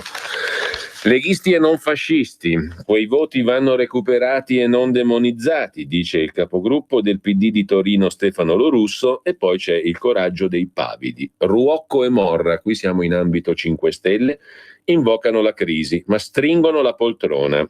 Gianluigi Paragone, cuor di leone. Ma chi cazzo lo vota, dicono Ruocco e Morra nel Movimento 5 Stelle. Poi c'è un simpaticissimo Andrea Marcenaro, l'Andreas Version, su Leopardi, l'Infinito e Salvini. Sentite un po' che meraviglia, è bellissimo veramente, molto divertente trattare gli avversari per quel che sono, mai più deturparli, mai più guardarli dall'alto al basso. Tra l'altro, come si è visto, granché non rende. Bene, ricorreva ieri il bicentenario della composizione dell'Infinito di Giacomo Leopardi. Giulio Cesare Carnelli, puoi interloquire, ieri scherzavo, puoi intervenire quando vuoi in rassegna stampa perché siamo freestyle da molti anni, ormai sempre di più, poi io e te ci conosciamo ormai da 23 anni. 23? Cosa dici? Sì, 97? 96 6/7, diciamo così, quando nacque il quotidiano La Padania e subito dopo a ruota Radio Padania, che già c'era perché era Radio Varese e divenne Padania, appunto RPL oggi. E beh, insomma, stavo dicendo, cos'è che stavo dicendo? Infinito. Ah no, l'infinito. Poi mentre sei lì a fare regia, come al solito in maniera molto efficace, cercare dei fini dicitori che da Gassman in avanti che recitano l'infinito, fini o meno fini, diciamo così, a tua discrezione, poi ce li proponi così. Comunque, tornando all'Andreas Version di Andrea Marcenaro, ricorreva ieri il bicentenario della composizione dell'Infinito di Giacomo Leopardi. Nessuno lo sa, nessuno lo dice, ma Matteo Salvini, il barbaro, è un cultore di Leopardi. E non lo testimonia un tipo qualsiasi, lo dice Davide Rondoni, stimatissimo poeta, curatore di collane di poesia, ideatore di festival colti e fondatore del Clandestino con la sua D maiuscola, tutt'altro che banale. Clandestino è una parola sola, ma in mezzo c'è la D maiuscola. Salvini stesso ne citò un verso all'ultima Pontida, quando disse: amare è l'occupazione di chi non ha paura. Ma tornando al punto, fu a un convegno di un paio d'anni fa sulla demografia che Rondoni commentò il canto notturno di un pastore errante dell'Asia. Soltanto Salvini lo avvicinò alla fine e chiese al poeta Rondoni, parlarono insieme di leopardi, per via di quel pastore forse, o forse perché errante, chissà, finché un verso dopo l'altro, canto dopo canto, il ministro dell'Interno si innamorò perdutamente di quell'infinito che 2 secoli compie in questi giorni. Così tra questa immensità s'annega il pensier mio e il naufragar m'è dolce in questo mare. Già bastava, commenta Marcenaro, s'annega da solo, ma il naufragar m'è dolce tagliò la testa al toro. Così Marcenaro, sentiamo? Sempre caro mi fu quest'ermo colle e questa siepe che da tanta parte dell'ultimo orizzonte il guardo esclude. Ma sedendo e mirando interminati spazi di là da quella e sovrumani silenzi e profondissima quiete, io nel pensier mi fingo, ove per poco il cor non si spaura. E come il vento odo stormir fra queste piante, io quello infinito silenzio a questa voce vo comparando e mi sovvien l'eterno e le morte stagioni e la presente e viva e il suon di lei. Così fra questa immensità s'annega il pensier mio e il naufragar m'è dolce in questo mare. Già bastava s'annega da solo, ma il naufragar m'è dolce in questo mare, figuriamoci se non poteva interessare quel senza cuore di Matteo Salvini, che però il cuore per la poesia ce l'ha. A Salvini piace l'infinito perché s'annega e il naufragar m'è dolce in questo mare. Fantastico. Mentre dal Foglio di oggi, oltre a Marcenaro, citiamo anche a pagina 3 l'ultimo degli editoriali: è il momento di salvare Radio Radicale. La Lega ha tutto da guadagnare da una proroga della concessione. La manifestazione della Federazione della Stampa contro la chiusura di Radio Radicale, scrive il Foglio, conferma l'urgenza di riparare in extremis all'errore liberticida commesso col rifiuto di rinnovare la concessione. Ora che dopo l'esito elettorale la Lega ha promesso un cambio di passo del governo, è possibile che la maggioranza trasversale che esiste in Parlamento possa lavorare per correggere quell'errore almeno con una proroga. Un'ipotesi è l'emendamento Capitanio della Lega. Un'ipotesi è che il Parlamento si esprima con l'approvazione di un emendamento ad hoc a qualche decreto in conversione. La Lega, che già aveva espresso disponibilità alla proroga, scrive il Foglio, avrebbe tutto da guadagnare da un'azione di questo tipo, che servirebbe tra l'altro a contraddire chi accusa Salvini di avere un comportamento autoritario e illiberale. Il ministro dell'Interno ora sa che il Movimento 5 Stelle, che si oppone strenuamente, non si capisce bene perché, alla sopravvivenza dell'emittente, non può certo prendere a pretesto una votazione parlamentare differenziata per rompere il contratto di governo. Ci sono quindi condizioni politiche nuove che dovrebbero permettere di risolvere un problema e di evitare l'immagine di un paese che non sopporta la libertà di stampa e di opinione nelle sue espressioni concrete. Sul valore di Radio Radicale come effettivo servizio pubblico, che non vuol dire statale o governativo, scrive il Foglio, si sono espressi esponenti di tutti gli ambienti culturali e professionali, compresi, e questo è significativo, i colleghi delle altre testate informative. Radio Radicale si è conquistata questo apprezzamento, pressoché unanime, per aver saputo gestire un'informazione completa e non settaria. Sarebbe il caso che le istituzioni ne prendessero atto senza arroganza, senza perdere altro tempo. Qui per bilanciamento occorre però citare anche il pezzo su Panorama di oggi di Maurizio Belpietro, radicali ma non con la loro radio. Qualche settimana fa un lettore ha posto il quesito: mi può spiegare perché i radicali sono contro il finanziamento pubblico dei partiti, tanto da aver fatto una battaglia, referendum abrogativo, e poi sono favorevoli al finanziamento pubblico della radio di un partito, la loro? Come faccio ogni volta che non conosco la materia, prima di rispondere ho voluto documentarmi. Quel che vi sto per raccontare è il risultato della consultazione di documenti e atti parlamentari. Radio Radicale nasce fra il 75 e il 76, dopo la sentenza che tolse alla RAI il monopolio imposto in epoca fascista.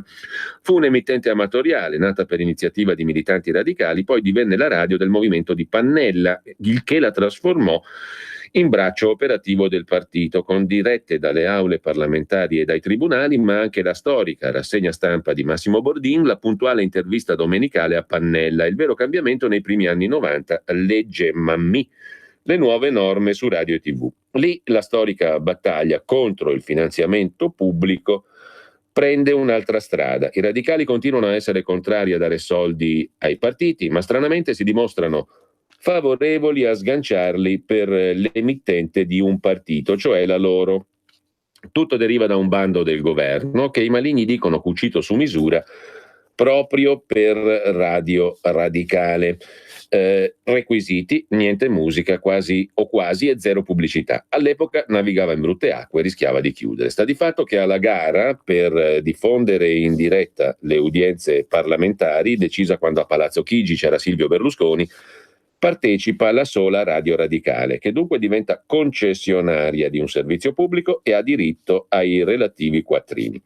Il bando fatto per decreto non sarà mai convertito in legge. Sarà sempre rinnovato per ben 17 volte, con una specie di regime transitorio che è durato per 25 anni. In un quarto di secolo Radio Radicale è costata agli italiani la bellezza di oltre 200 milioni di euro, anzi, secondo il Dipartimento Editoria di Palazzo Chigi, addirittura 215 per la sola convenzione, a cui si sommano i contributi per l'editoria.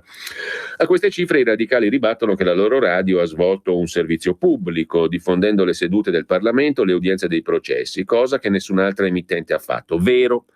Però, scrive Belpietro, i sostenitori di Radio Radicale dimenticano un particolare: che dopo il bando del 94, confezionato ad hoc, con requisiti che consentirono solo a Radio Radicale di partecipare, seguì una legge del 1998 che proibì alla RAI e al Parlamento di ampliare il servizio dedicato ai lavori parlamentari, lasciando campo alla radio di Pannella. In pratica, alla TV pubblica fu vietato di fare un servizio pubblico e dopodiché si decise di appaltare dietro pagamento il servizio pubblico a un privato, cioè Radio Radicale. Non è finita. Fino alla fine degli anni 90 l'azionista unico dell'emittente era l'Associazione Politica Nazionale Lista Marco Pannella. L'assetto proprietario è poi cambiato con l'ingresso di un socio finanziario che per 25 miliardi acquistò il 25%. I soldi finirono alla lista Pannella. Dunque, per riepilogare, il Partito Radicale ha combattuto il finanziamento pubblico ai partiti fino a ottenerne la definitiva messa al bando. Poi, in seguito, ha ottenuto il finanziamento pubblico della radio del partito e un bel giorno ha venduto il 25% della radio, finanziata con soldi pubblici, e ha incassato 25 miliardi destinati a finanziare il partito. Tutto chiaro? C'è altro da dire? No, conclude Belpietro, se non che contro la chiusura di Radio Radicale, non si tratta di chiusura ma fine del finanziamento pubblico, ma questo è un dettaglio, si battono artisti politici e intellettuali, i quali, per gli appelli per una semplice fabbrica, di certo si guardano bene dal farli, scrive anzi Maurizio Belpietro. Ci ritorneremo sopra tra non molto con Maurizio Bolognetti. Intanto chiudiamo con il Foglio e vi segnalo invece, a proposito di Maurizio Belpietro, Panorama che presenta un'intervista in primo piano in copertina a Giorgio Armani. L'unione fa la forza, dice Armani, c'è una nuova armonia tra i marchi italiani e un sentito bisogno di fare sistema. Questo è molto altro. L'intervista di Antonella Matarrese, l'intervista al grande stilista che per la prima volta parla della sua successione e di strategie. Ma sempre su Panorama vi segnalo anche il pezzo di Fausto Biloslavo sui talebani dell'accoglienza. Le navi delle ONG che continuano a sbarcare i migranti in Italia sono 4, di cui 2 ora sotto sequestro. Nel nostro paese sono sostenute da ex No Global, banche, esponenti della Chiesa, attori come Richard Gere e circoli ricreativi di sinistra come l'Arci, che per queste missioni chiede il 5 per 1000, ricorda Fausto Biloslavo. C'è poi un pezzo di Daniel Mosseri da Berlino, sempre su Panorama, la tassa sulle moschee che divide l'Italia. Nel paese cattolici e protestanti finanziano le spese di culto con imposte salate sul reddito, così alcuni politici hanno proposto di fare altrettanto con l'Islam per evitare finanziamenti esteri.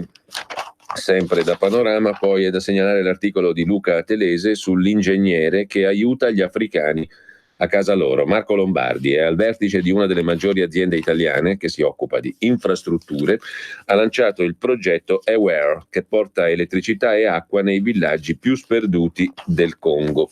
E infine, sempre da Panorama, una curiosità letteraria, giallisti che si sfidano sul lago di Como. Sulle rive delle acque del lago di Como, solo apparentemente placide, nascono i misteri buffi dello scrittore Andrea Vitali, che vive a Bellano sul lago. A sorpresa anche l'ultimo libro del maestro del thriller statunitense Jeffrey Deaver. E lasciamo con questo Panorama, torniamo adesso al primo piano del Corriere della Sera, primo piano del Corriere della Sera dedicato alla politica e anche l'intervista a Edoardo Rixi. Per quanto riguarda la politica in generale, pagina 2 sul Movimento 5 Stelle, processo a Di Maio, la leadership nel mirino, accuse dai parlamentari vicini a Fico e Di Battista, troppi 4 ruoli, serve un capo H24. Salvini lo difende, Di Maio è corretto, è assurdo attaccarlo, anche perché se va giù Di Maio va giù il governo sostanzialmente. Mentre c'è l'intervista a Gianluigi Paragone, 6 milioni di voti persi, Di Maio ha fatto male anche da ministro, dice Paragone, decida lui cosa lasciare, perché non è Superman. Al governo abbiamo fatto cose buone, ma siamo diventati giacca e cravatta, il politicamente corretto uccide. Esempio, Tria, è come Padoan, nessuna discontinuità. Colpa di Di Maio? Abbiamo perso tutti, anch'io, ma il movimento è passato dal noi all'io. Finché si scriveva con la minuscola, l'io andava bene, ma si è cominciato a scriverlo con la maiuscola. Se vuoi fare Superman, devi dimostrare di esserlo. Eccesso di generosità agli incarichi di Di Maio, ma a 32 anni, dice Gianluigi Paragone al Corriere della Sera, non puoi fare il capo della prima forza del paese, il vice premier, il ministro dello sviluppo economico, il ministro del lavoro. Il re dell'azione è impietoso. Il movimento è al suo minimo storico. Come vice premier ha perso la sfida. Al Ministero dello Sviluppo il Nord lo ha bocciato. I nostri referenti devono essere gli artigiani. Perché andare da Confindustria? Al lavoro mi è piaciuto, ma se fai il decreto dignità devi usare gli ispettori del lavoro come un esercito. Serve un ministro a tempo pieno. Passo indietro, lo farà. Decida lui da cosa. Abbiamo bisogno di una leadership forte. Deve andare per sottrazione. Quanto al discorso Lega, io non tradisco la mia identità di 5 Stelle, ma le chiavi di casa ora ce le ha Salvini. Bisogna dargli il Ministero dell'Economia. Tria vada via e la Lega chieda questo ministero. Salvini sta già parlando di Abenomics, di 3%, di spread. Ha una visione economica, faccia lui. Su TAV e autonomia c'è un contratto e va rispettato. TAV è un'opera bandiera, non c'entra nulla con la modernità.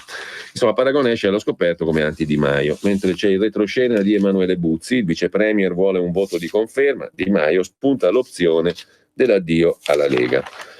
E c'è anche la fidanzata che ha commentato, Virginia Saba, che si rifà alla storia greca per sostenere il fidanzato Di Maio. In un parallelo col politico ateniese Aristide, dopo la sconfitta alle europee di Di Maio, fu la necessità a far sì che Aristide tornasse per sconfiggere i persiani. Del resto è quando siamo davanti al pericolo che tutto cambia, ha detto la fidanzata del Di Maio.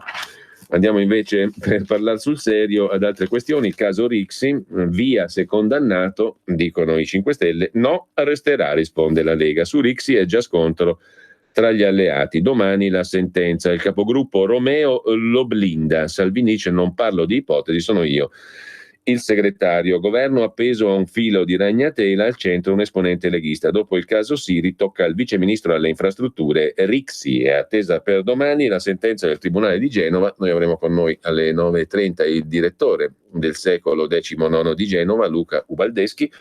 È attesa la sentenza del Tribunale di Genova per il processo spese pazze in Regione Liguria. L'ex capogruppo del Carroccio è accusato di peculato assieme ad altri 16 consiglieri per presunte spese personali con soldi pubblici.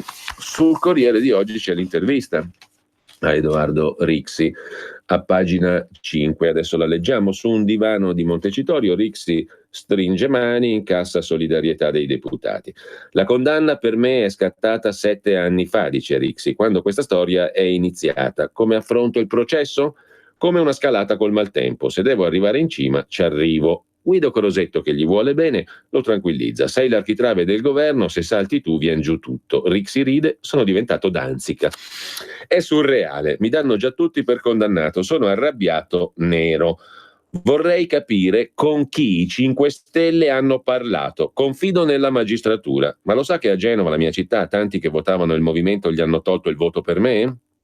Nel contratto c'è scritto che dovrebbe dimettersi. Hanno ragione, ma nel contratto c'era anche scritto che Armando Siri non si doveva dimettere fino al rinvio a giudizio. Per loro era inaccettabile in campagna elettorale e quindi hanno bloccato ogni mediazione.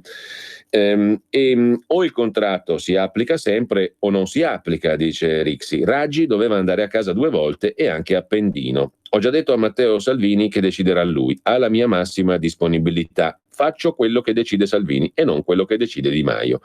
E se lo chiede Conte, passo indietro, chiede Monica Guerzoni. Non so, risponde Rixi, se è il caso. Non possiamo sempre fare passi indietro. Bisogna capire qual è la mediazione. Conte è il mio premier, ma se io sono vice ministro è perché lo ha voluto Matteo. Quella legge fatta ai tempi di Monti è una roba sbagliata. Non puoi mettere l'esecutivo sotto ricatto. Devi dire di sì a tutti, se no il primo no che dici arriva uno e ti fa un esposto alla procura. Non è garantismo contro giustizialismo. Io sono il primo a dire che un criminale va preso, ma non può essere che se ho mangiato 2 panini rischio più che se ammazzo uno con la macchina. E il Movimento 5 Stelle che fa?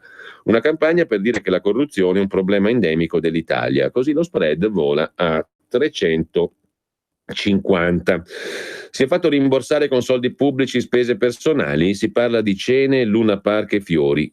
Questa roba non c'è nel mio fascicolo, risponde Rixi. Che follia! Avrei rubato 19.000 euro stando in minoranza. Io che non ho mai avuto una contestazione da assessore quando gestivo milioni di euro, né al governo che gestisco miliardi.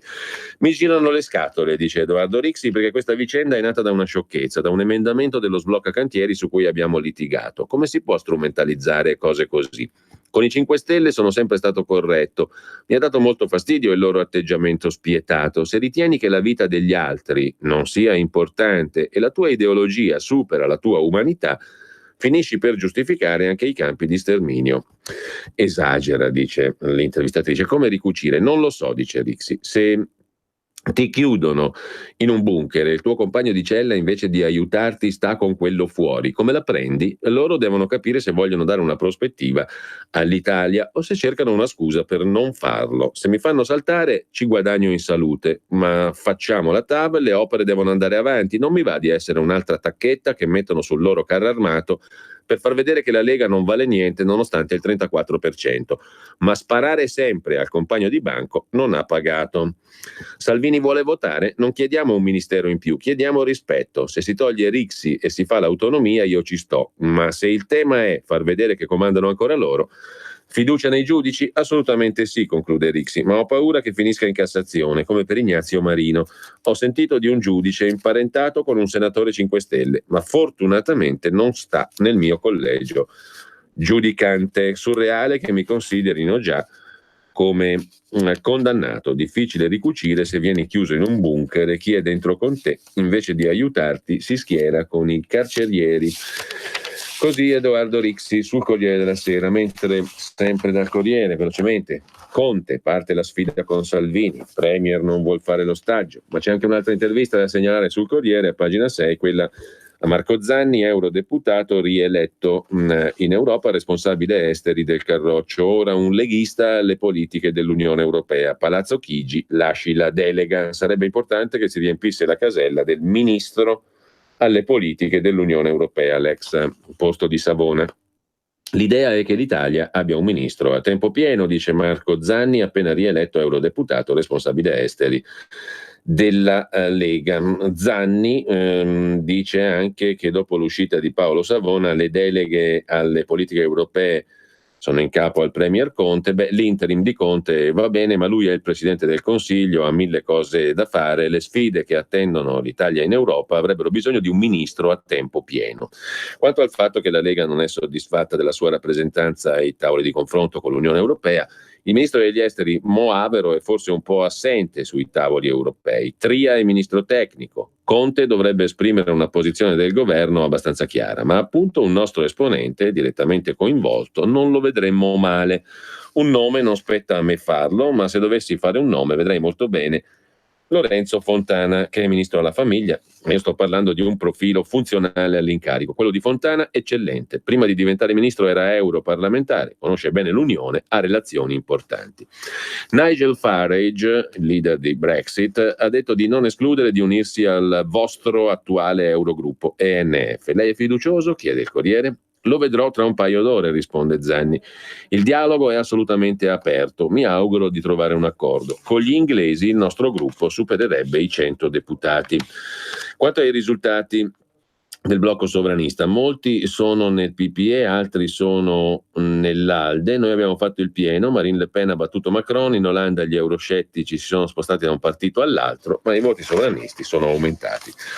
C'è la questione dello spread che sfiora quota da 290, poi arretra, e poi la questione della flat tax, se ne occupa sul Corriere della Sera Marco Cremonesi. Lo shock fiscale di Salvini, piano da 30 miliardi per la flat tax. Salvini smina la strada del governo, non rinuncia al Facebook Live dai tetti romani, detta l'agenda, al primo posto c'è la flat tax, scrive il Corriere della Sera.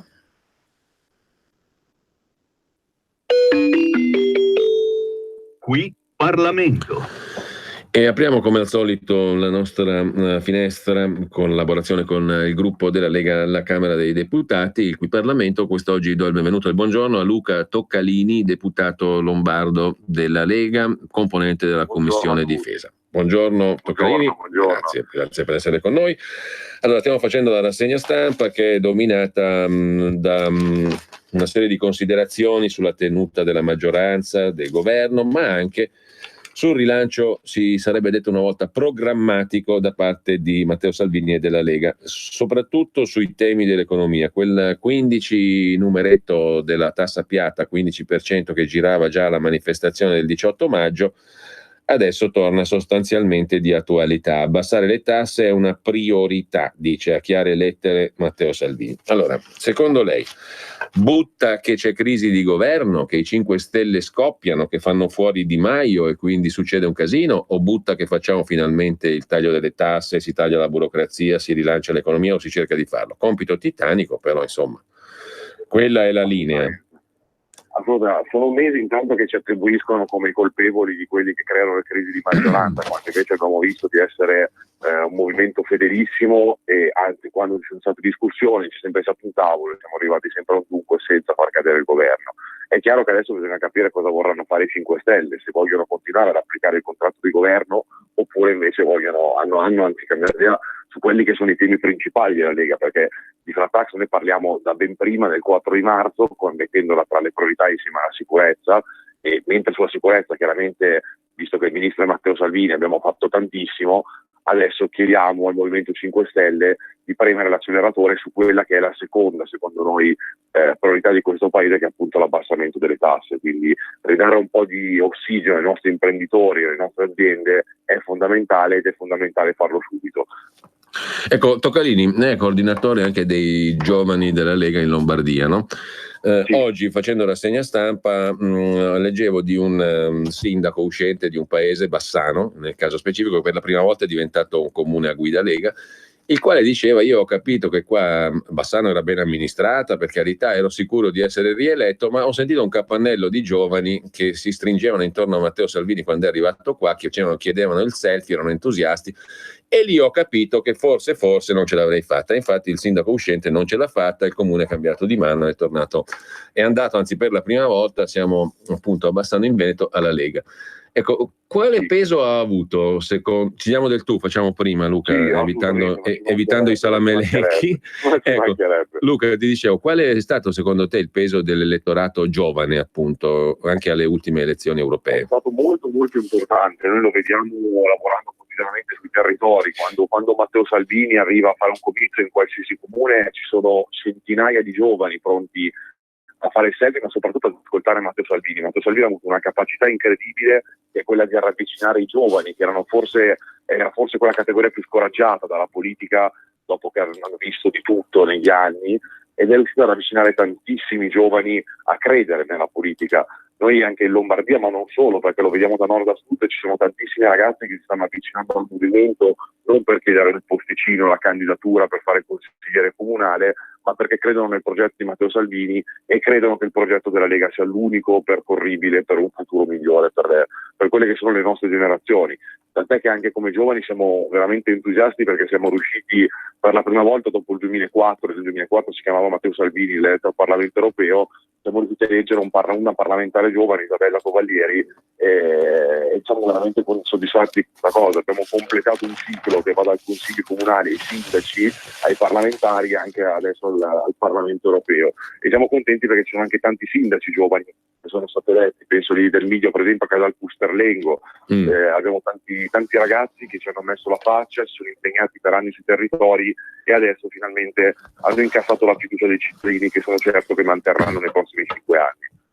Luca Toccalini, torniamo ai temi di politica generale romana forzatamente in questo momento, perché a Roma si stanno ridefinendo un po' di equilibri, no? Ne va anche dell'agenda, diciamo prima, perché se c'è la possibilità di tagliare le tasse, di rilanciare l'economia, di fare insomma quell'operazione che io credo potrebbe essere molto proficua intanto per gli italiani, ma poi anche per chi la fa, cioè per l'attuale maggioranza, perché credo che sarebbe un'operazione, quella del taglio tasse, ovviamente, dico una super banalità, gradita a tutti, a tantissimi, no?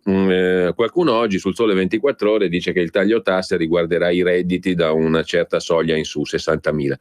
Credo che sia il contrario, perché mi immagino che nello spirito e nella lettera del contratto, dell'accordo con i 5 Stelle, ma anche nella volontà politica di chi adesso sta governando, il beneficio debba essere tale da riguardare la massima parte delle persone, cioè il famoso ceto medio che rischiava di scomparire o che tutti dicono sta scomparendo. Cioè, se io taglio le tasse devo farlo a beneficio di chi ha redditi medio-bassi, o no, Luca?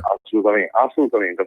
Ma infatti il nostro percorso sulla flat tax, che è partito con l'innalzamento della soglia del regime dei minimi, è partito da chi fattura fino a 65.000 euro all'anno, con 100.000 euro l'anno prossimo. È chiaro che adesso il nostro obiettivo appunto è arrivare a quel ceto medio, che poi è quello che tiene in piedi il paese. Cioè in Italia l'Italia regge se c'è la piccola e media impresa che funziona, perché l'80% delle nostre aziende sono piccole e medie imprese, sono quelle che dobbiamo aiutare perché sono soffocate e aspettano da troppi anni le promesse di ogni partito possibile che veniva eletto al governo dicendo taglierò il cuneo fiscale, taglierò le tasse, e poi però nei 5 anni di governo non l'hanno mai fatto. Noi abbiamo avuto forse per la prima volta il coraggio di mettere in pratica un'operazione simile, sempre ricordando, avendo contro tutti e tutti, perché ci arriveranno letterine, minacce, lo spread si alzerà, perché è questo che useranno come scusa per cercare di non farci fare quello che gli italiani ci aspettano. Però io sono certo che Matteo Salvini andrà avanti come un treno e finalmente davvero ridarà di ossigeno alle nostre piccole e medie imprese, che sono quello che si meritano per il lavoro che fanno ogni giorno nelle proprie aziende. Ancora flash, Luca, dalla rassegna stampa di stamani. Tu te lo ricordi Gianluigi Paragone all'epoca? Assolutamente sì. Come dimenticarsi uno che ha cambiato bandiera più volte? All'epoca stavo dicendo, diciamo, paraleghista, pseudo-leghista, iperleghista, troppo leghista e direttore della Padania. Che gioco sta facendo secondo te adesso, attaccando Di Maio e dicendo qua gli è tutto sbagliato, gli è tutto da rifare?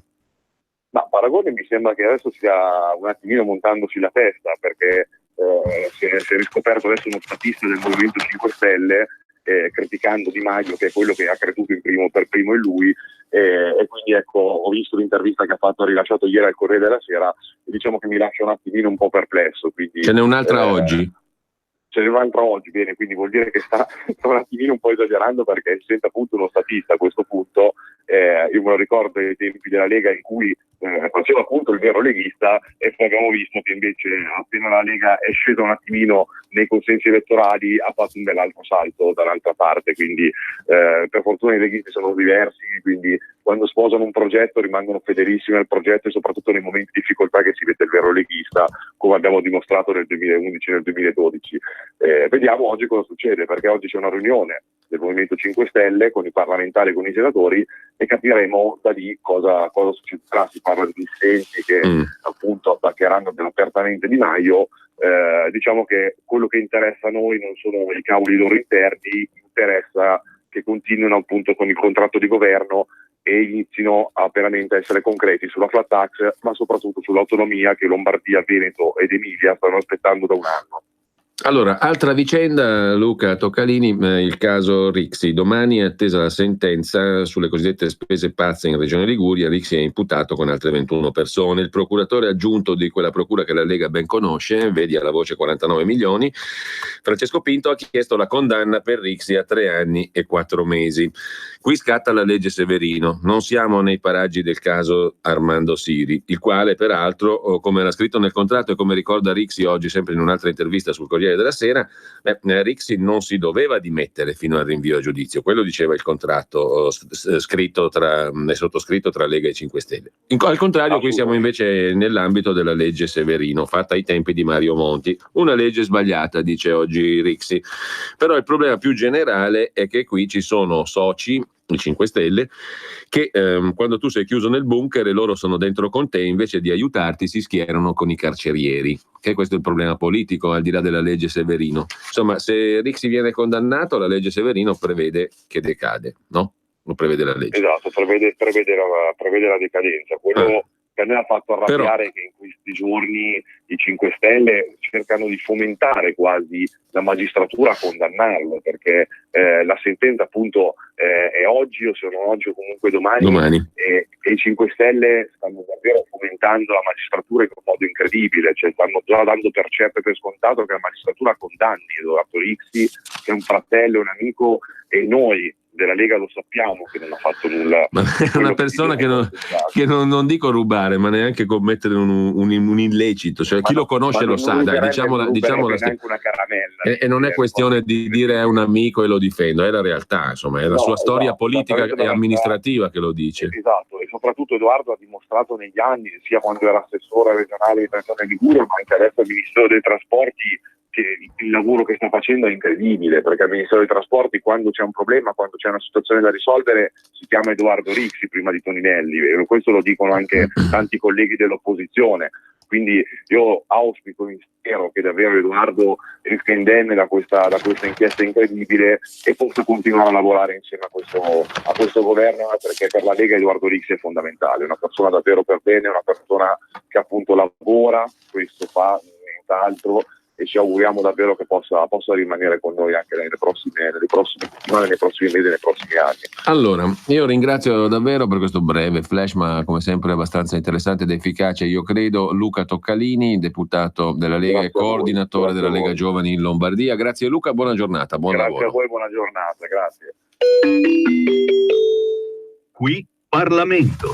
Adesso noi torniamo, poi tra poco abbiamo con noi Maurizio Bolognetti, la nostra radio RPL si occuperà tutti i giorni di dare una finestra all'interno della rassegna stampa, luogo della libertà di espressione per eccellenza, all'amico e collega Maurizio Bolognetti, fino a che non si risolverà la storia di Radio Radicale. Lo facciamo per un motivo ben preciso, perché io credo che ci sia un aspetto, ce ne sono tanti, e li affrontiamo anche oggi magari sulla scorta di quell'articolo su Panorama di Maurizio Belpietro, critico su Radio Radicale, di cui abbiamo dato conto ampiamente, l'abbiamo letto tutto prima. Però c'è un punto altrettanto importante, che è quello che invece mette in luce, giusto per rimanere alla rassegna stampa di oggi, anche il Foglio, che è un punto di principio e che ha a che fare con l'articolo 21 della Costituzione. Sul quantum, sul quattrino si può discutere, ma sui principi credo che non valga la pena di discutere, perché sennò siamo messi male. Se no andiamo a finire come nel caso Rixi, con la metafora del carceriere. Io sono nel bunker e il mio socio, invece di difendermi, si schiera col carceriere. C'è questa cosa spietata, diciamo così. Rixi usa questo aggettivo: sono spietati, dice dei 5 Stelle. Spietato non vuol dire essere sempre efficace, si può essere spietati e inefficaci, secondo me. Si può essere spietati e raggiungere obiettivi del tutto contrastanti con la speranza, con il cambiamento, il governo del cambiamento, non è stato definito così, e con la libertà. Quindi diciamo che la spietatezza di cui parla Rixi non è una virtù, una qualità positiva. Intanto torniamo brevissimamente, prima di aprire lo spazio dedicato a Maurizio Bolognetti, torniamo al primo piano del Corriere della Sera. Dopo la politica interna c'è il vertice dell'Unione Europea, duello tra Francia e Germania sul presidente della Commissione. Quale nome indicherà il governo italiano? Strettoia di Conte per imporre un leghista, scrive il Corriere della Sera. Mentre Macron sfrutta il tonfo dei partiti tradizionali e per la Banca Centrale si rafforza la candidatura di Weidmann, già numero 1 della Banca Centrale tedesca. C'è poi sul Corriere della Sera di oggi l'intervista di Christiane Amanpour, fra le più celebri inviate di guerra, ve la ricorderete. Sulla CNN conduce dal 2009 il suo talk show, da cui è tratta questa intervista ad Angela Merkel. Sul populismo restiamo vigili, stanno riemergendo le ombre del passato, riconosco le conquiste dei Verdi, il clima è una grande sfida, abbiamo il dovere di gestire l'immigrazione senza chiuderci. Sulla Grecia, dice Angela Merkel, resto convinta che diventerà un paese prospero soltanto se saprà attuare le riforme. Naturalmente è solo un estratto questo della lunga intervista che il Corriere della Sera pubblica a pagina 11. Christiane Amanpour intervista nella sua rubrica sulla CNN Angela Merkel. Intanto io do il benvenuto e il buongiorno, lo faremo tutti i giorni a quest'ora, a Maurizio Bolognetti, che è con noi in collegamento telefonico, storica voce e giornalista di Radio Radicale, autore di libri fondamentali per mio conto: Buchi per terra, Le mani nel petrolio, La peste italiana, questa metafora che non smette purtroppo di essere valida, il caso Basilicata, segretario dei Radicali Lucani e all'84esimo giorno oggi, se non vado errato Maurizio, di iniziativa non violenta. C'è una bellissima parola che tu utilizzi, la utilizzava Marco Pannella, satyagraha, l'insistenza per la verità, in tema di espressione del pensiero, di articolo 21 della Costituzione, di diritto alla conoscenza, e che si condensa nella vicenda di Radio Radicale in questi giorni. Abbiamo dato conto, Maurizio, stamani di 2 articoli che vorrei riprendere, proprio freschi di giornata, di rassegna stampa. Intanto buongiorno innanzitutto, Maurizio. Io sono ammaliato dalla tua rassegna stampa, ti sto seguendo alle 7:30, ne sono venute fuori di cose interessanti. Hai letto un articolo pubblicato da Avvenire in cui hai quasi bestemmiato, hai evocato un economista che al solo nominarlo a qualcuno vengono i capelli bianchi. Keynes. Lo sai che io potrei dire che sono keynesiano, però non dirlo in giro. No, potrei dirlo anch'io, anche perché in realtà uno dovrebbe essere keynesiano o meno, secondo me, anche in ragione delle epoche storiche. Questa è un'epoca storica nella quale il pensiero keynesiano forse va rispolverato. Sì, infatti, non è c'è un economista premio Nobel che si chiama Paul Krugman, che ha scritto un libro interessante fuori da questa crisi. Adesso ovviamente non se ne parla molto. Ti dico solo l'incipit di un pezzo di questo libro. Sarebbe stupido minimizzare i pericoli che una recessione prolungata pone ai valori e alle istituzioni democratiche. E poi dice tante altre cose interessanti, ma dice delle cose interessanti anche il professor Fulco Lanchester su poteri che, ripeto, insisto, che sono transnazionali e che non hanno come contraltare una politica che sta, ecco, la grande finanza internazionale, dice il professor Manchester, e l'ho detto già da questi microfoni. Sì, mi ricordo. E le stesse burocrazie che caratterizzano l'epoca della globalizzazione tendono a svalutare il momento democratico rappresentativo perché non funzionale e pericoloso, ammiccando a modelli alternativi. A me a volte è venuto da usare un termine forse forte, fascismo finanziario. Vabbè, lasciamo stare, dai, andiamo avanti. Andiamo avanti, ma vedo che tu hai colto un paio di notizie di cui abbiamo dato conto in rassegna stampa, le hai già messe sulla tua pagina Facebook un'osservazione. Questa mattina si parla di Eni e magistratura e scrivi tu ne avresti da raccontarti. Io mi sono permesso anche di citarti stamattina in rassegna stampa. Tu rischio e pericolo ovviamente. No, per la verità, in omaggio alla verità, perché ti sei occupato di queste storie. Sulla Verità, su Repubblica, sul Fatto Quotidiano ci sono articoli che riguardano un'inchiesta al CSM.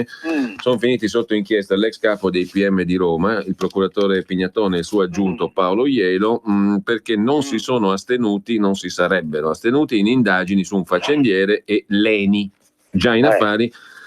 In affari con i loro fratelli avvocati, a parte il fatto che qui riescono poi, mentre Repubblica mette l'accento su un altro caso che riguarda la corruzione al Consiglio Superiore della Magistratura, indagato il PM Palamara, te lo ricordi, no? Sì, lo ricordo. PM Palamara che anche in questo caso è al centro di una storia che riguarda rapporti con un ex capo delle relazioni istituzionali di Francesco Bellavista Caltagirone, tale Fabrizio Centofanti, lobbista vicino agli ambienti del PD e in affari con lo stesso Amara, di cui sopra caso Eni, faccendiere, via dicendo, di cui parlavamo prima. Insomma, che quadretto ne esce in estrema sintesi, perché adesso non abbiamo il tempo per ripercorrere tutti gli articoli. Sintesi. Intanto hai nominato l'avvocato Severino, non sbaglio. Sì. Appunto, credo sia stato, ma non significa niente, come informazioni di servizio credo anche avvocato di Total che opera in Basilicata, ma che io aspetto ancora da 7-8 anni che il Consiglio Superiore della Magistratura mi dia una risposta su alcune questioni inerenti alla compatibilità, non ne faccio questioni di reati penali, però di opportunità certissimamente, e potrei entrare nel dettaglio e faremmo notte e non c'è tempo. Però quantomeno c'è una situazione di incompatibilità ambientale che riguarda alcuni magistrati. Se penso alla legge Severino, penso che, non lo so, forse dovremmo rivederla questa legge, perché ho l'impressione che possa essere a volte utilizzata magari per far fuori qualcuno, poi dopo si scopre che questo qualcuno alla fine dei 3 gradi di giudizio è innocente, però intanto è stato fatto fuori dall'agone politico, e buonanotte ai suonatori. No, dico che su questa storia ne avrei tante da raccontare, di incompatibilità ambientali, di indagini secondo me non fatte, di indagini fatte in ritardo, di indagini fatte su chi denunciava l'inquinamento. Ma se i signori di Repubblica o altri fossero interessati, insomma, io ho presentato anche un esposto nel 2016 indirizzato al procuratore nazionale antimafia, all'antimafia regionale, e ho tracciato un quadro, ho disegnato, ho raccontato dei fatti, ecco, perché io ci tengo a sottolinearlo, racconto fatti. Le favolette le lascio agli altri, poi da quei fatti ciascuno può trarre le conclusioni che meglio ritiene di dover trarre.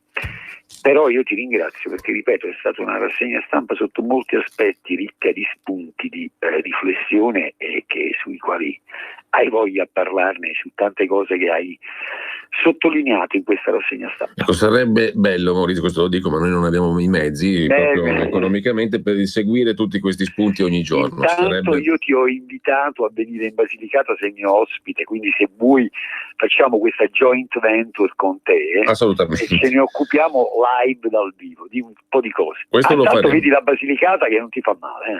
Questo lo faremo assolutamente.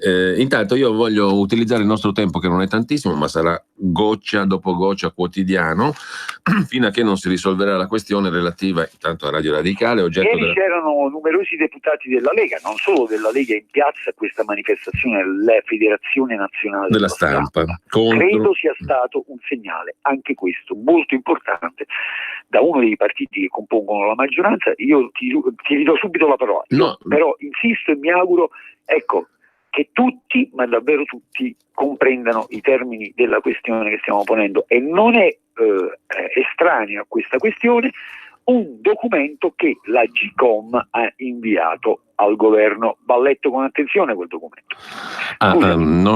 Il tempo è tiranno, e mi piacerebbe anche tornare su Edoardo De Filippo. Tu hai citato delle poesie di Edoardo De Filippo. Mi autorizzi, visto che hai fatto sentire Gassman? Io ti leggo solo sto pezzettino.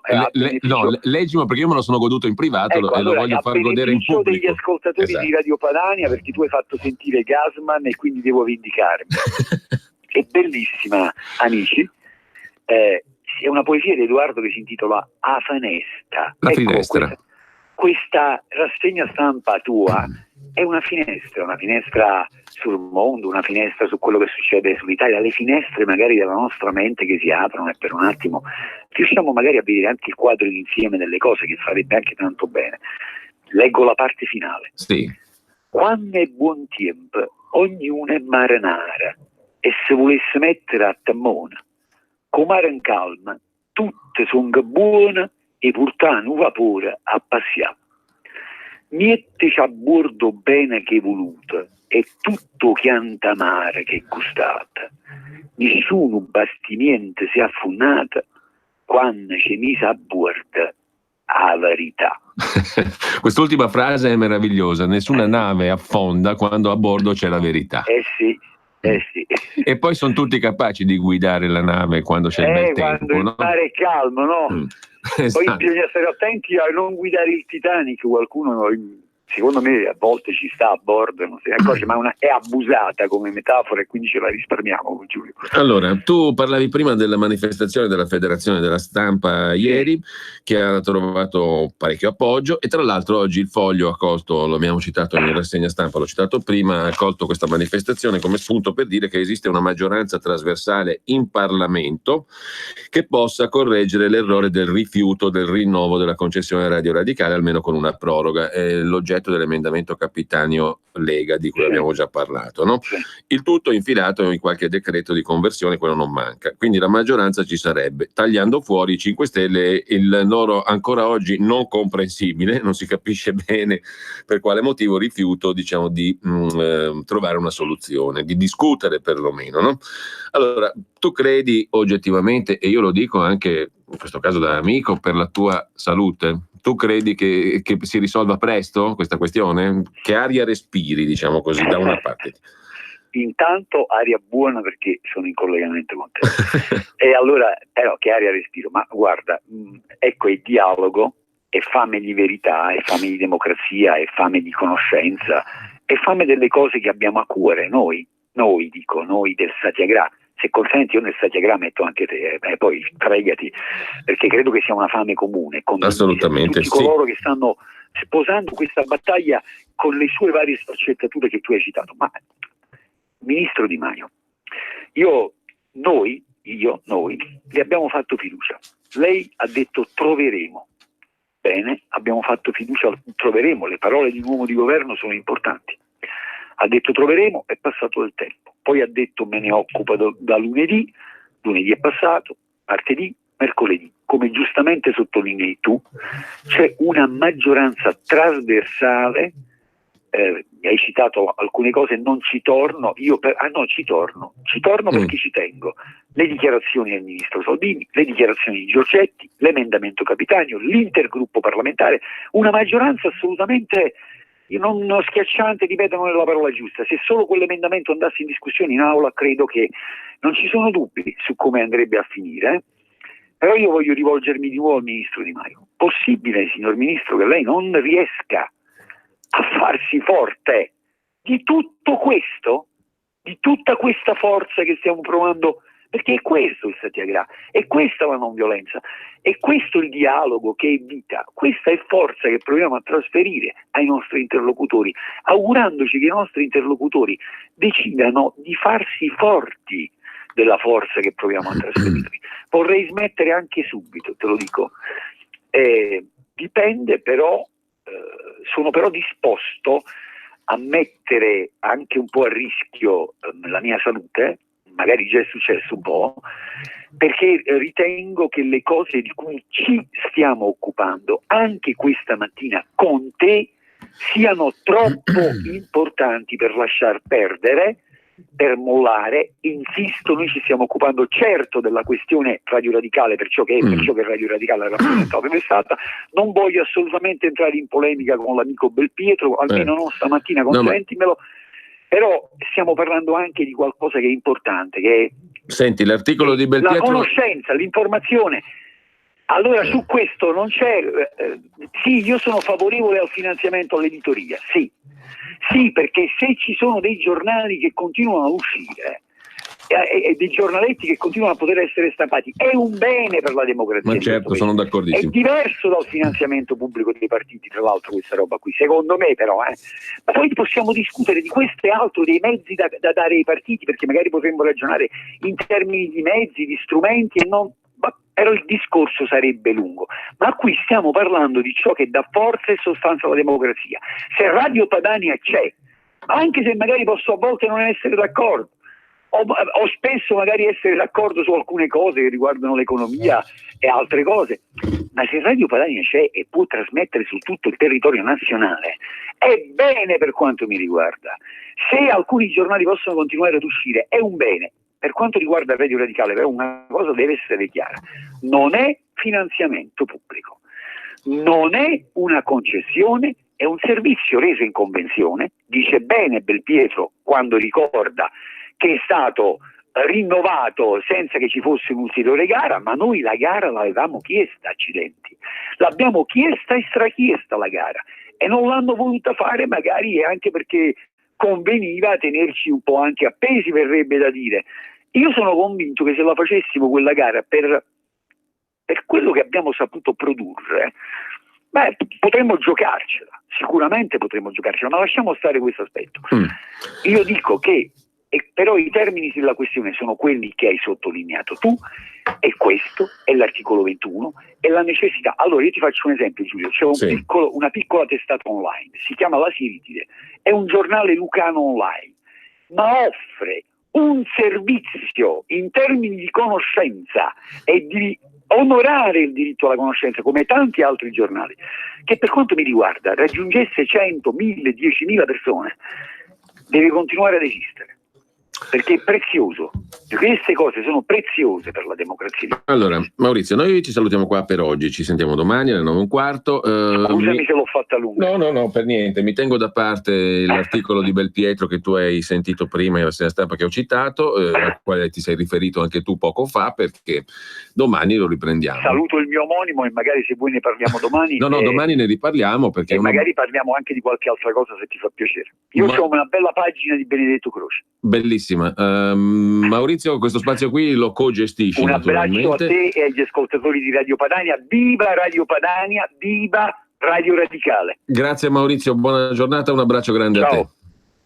A te. E lucevano le stelle. Sì,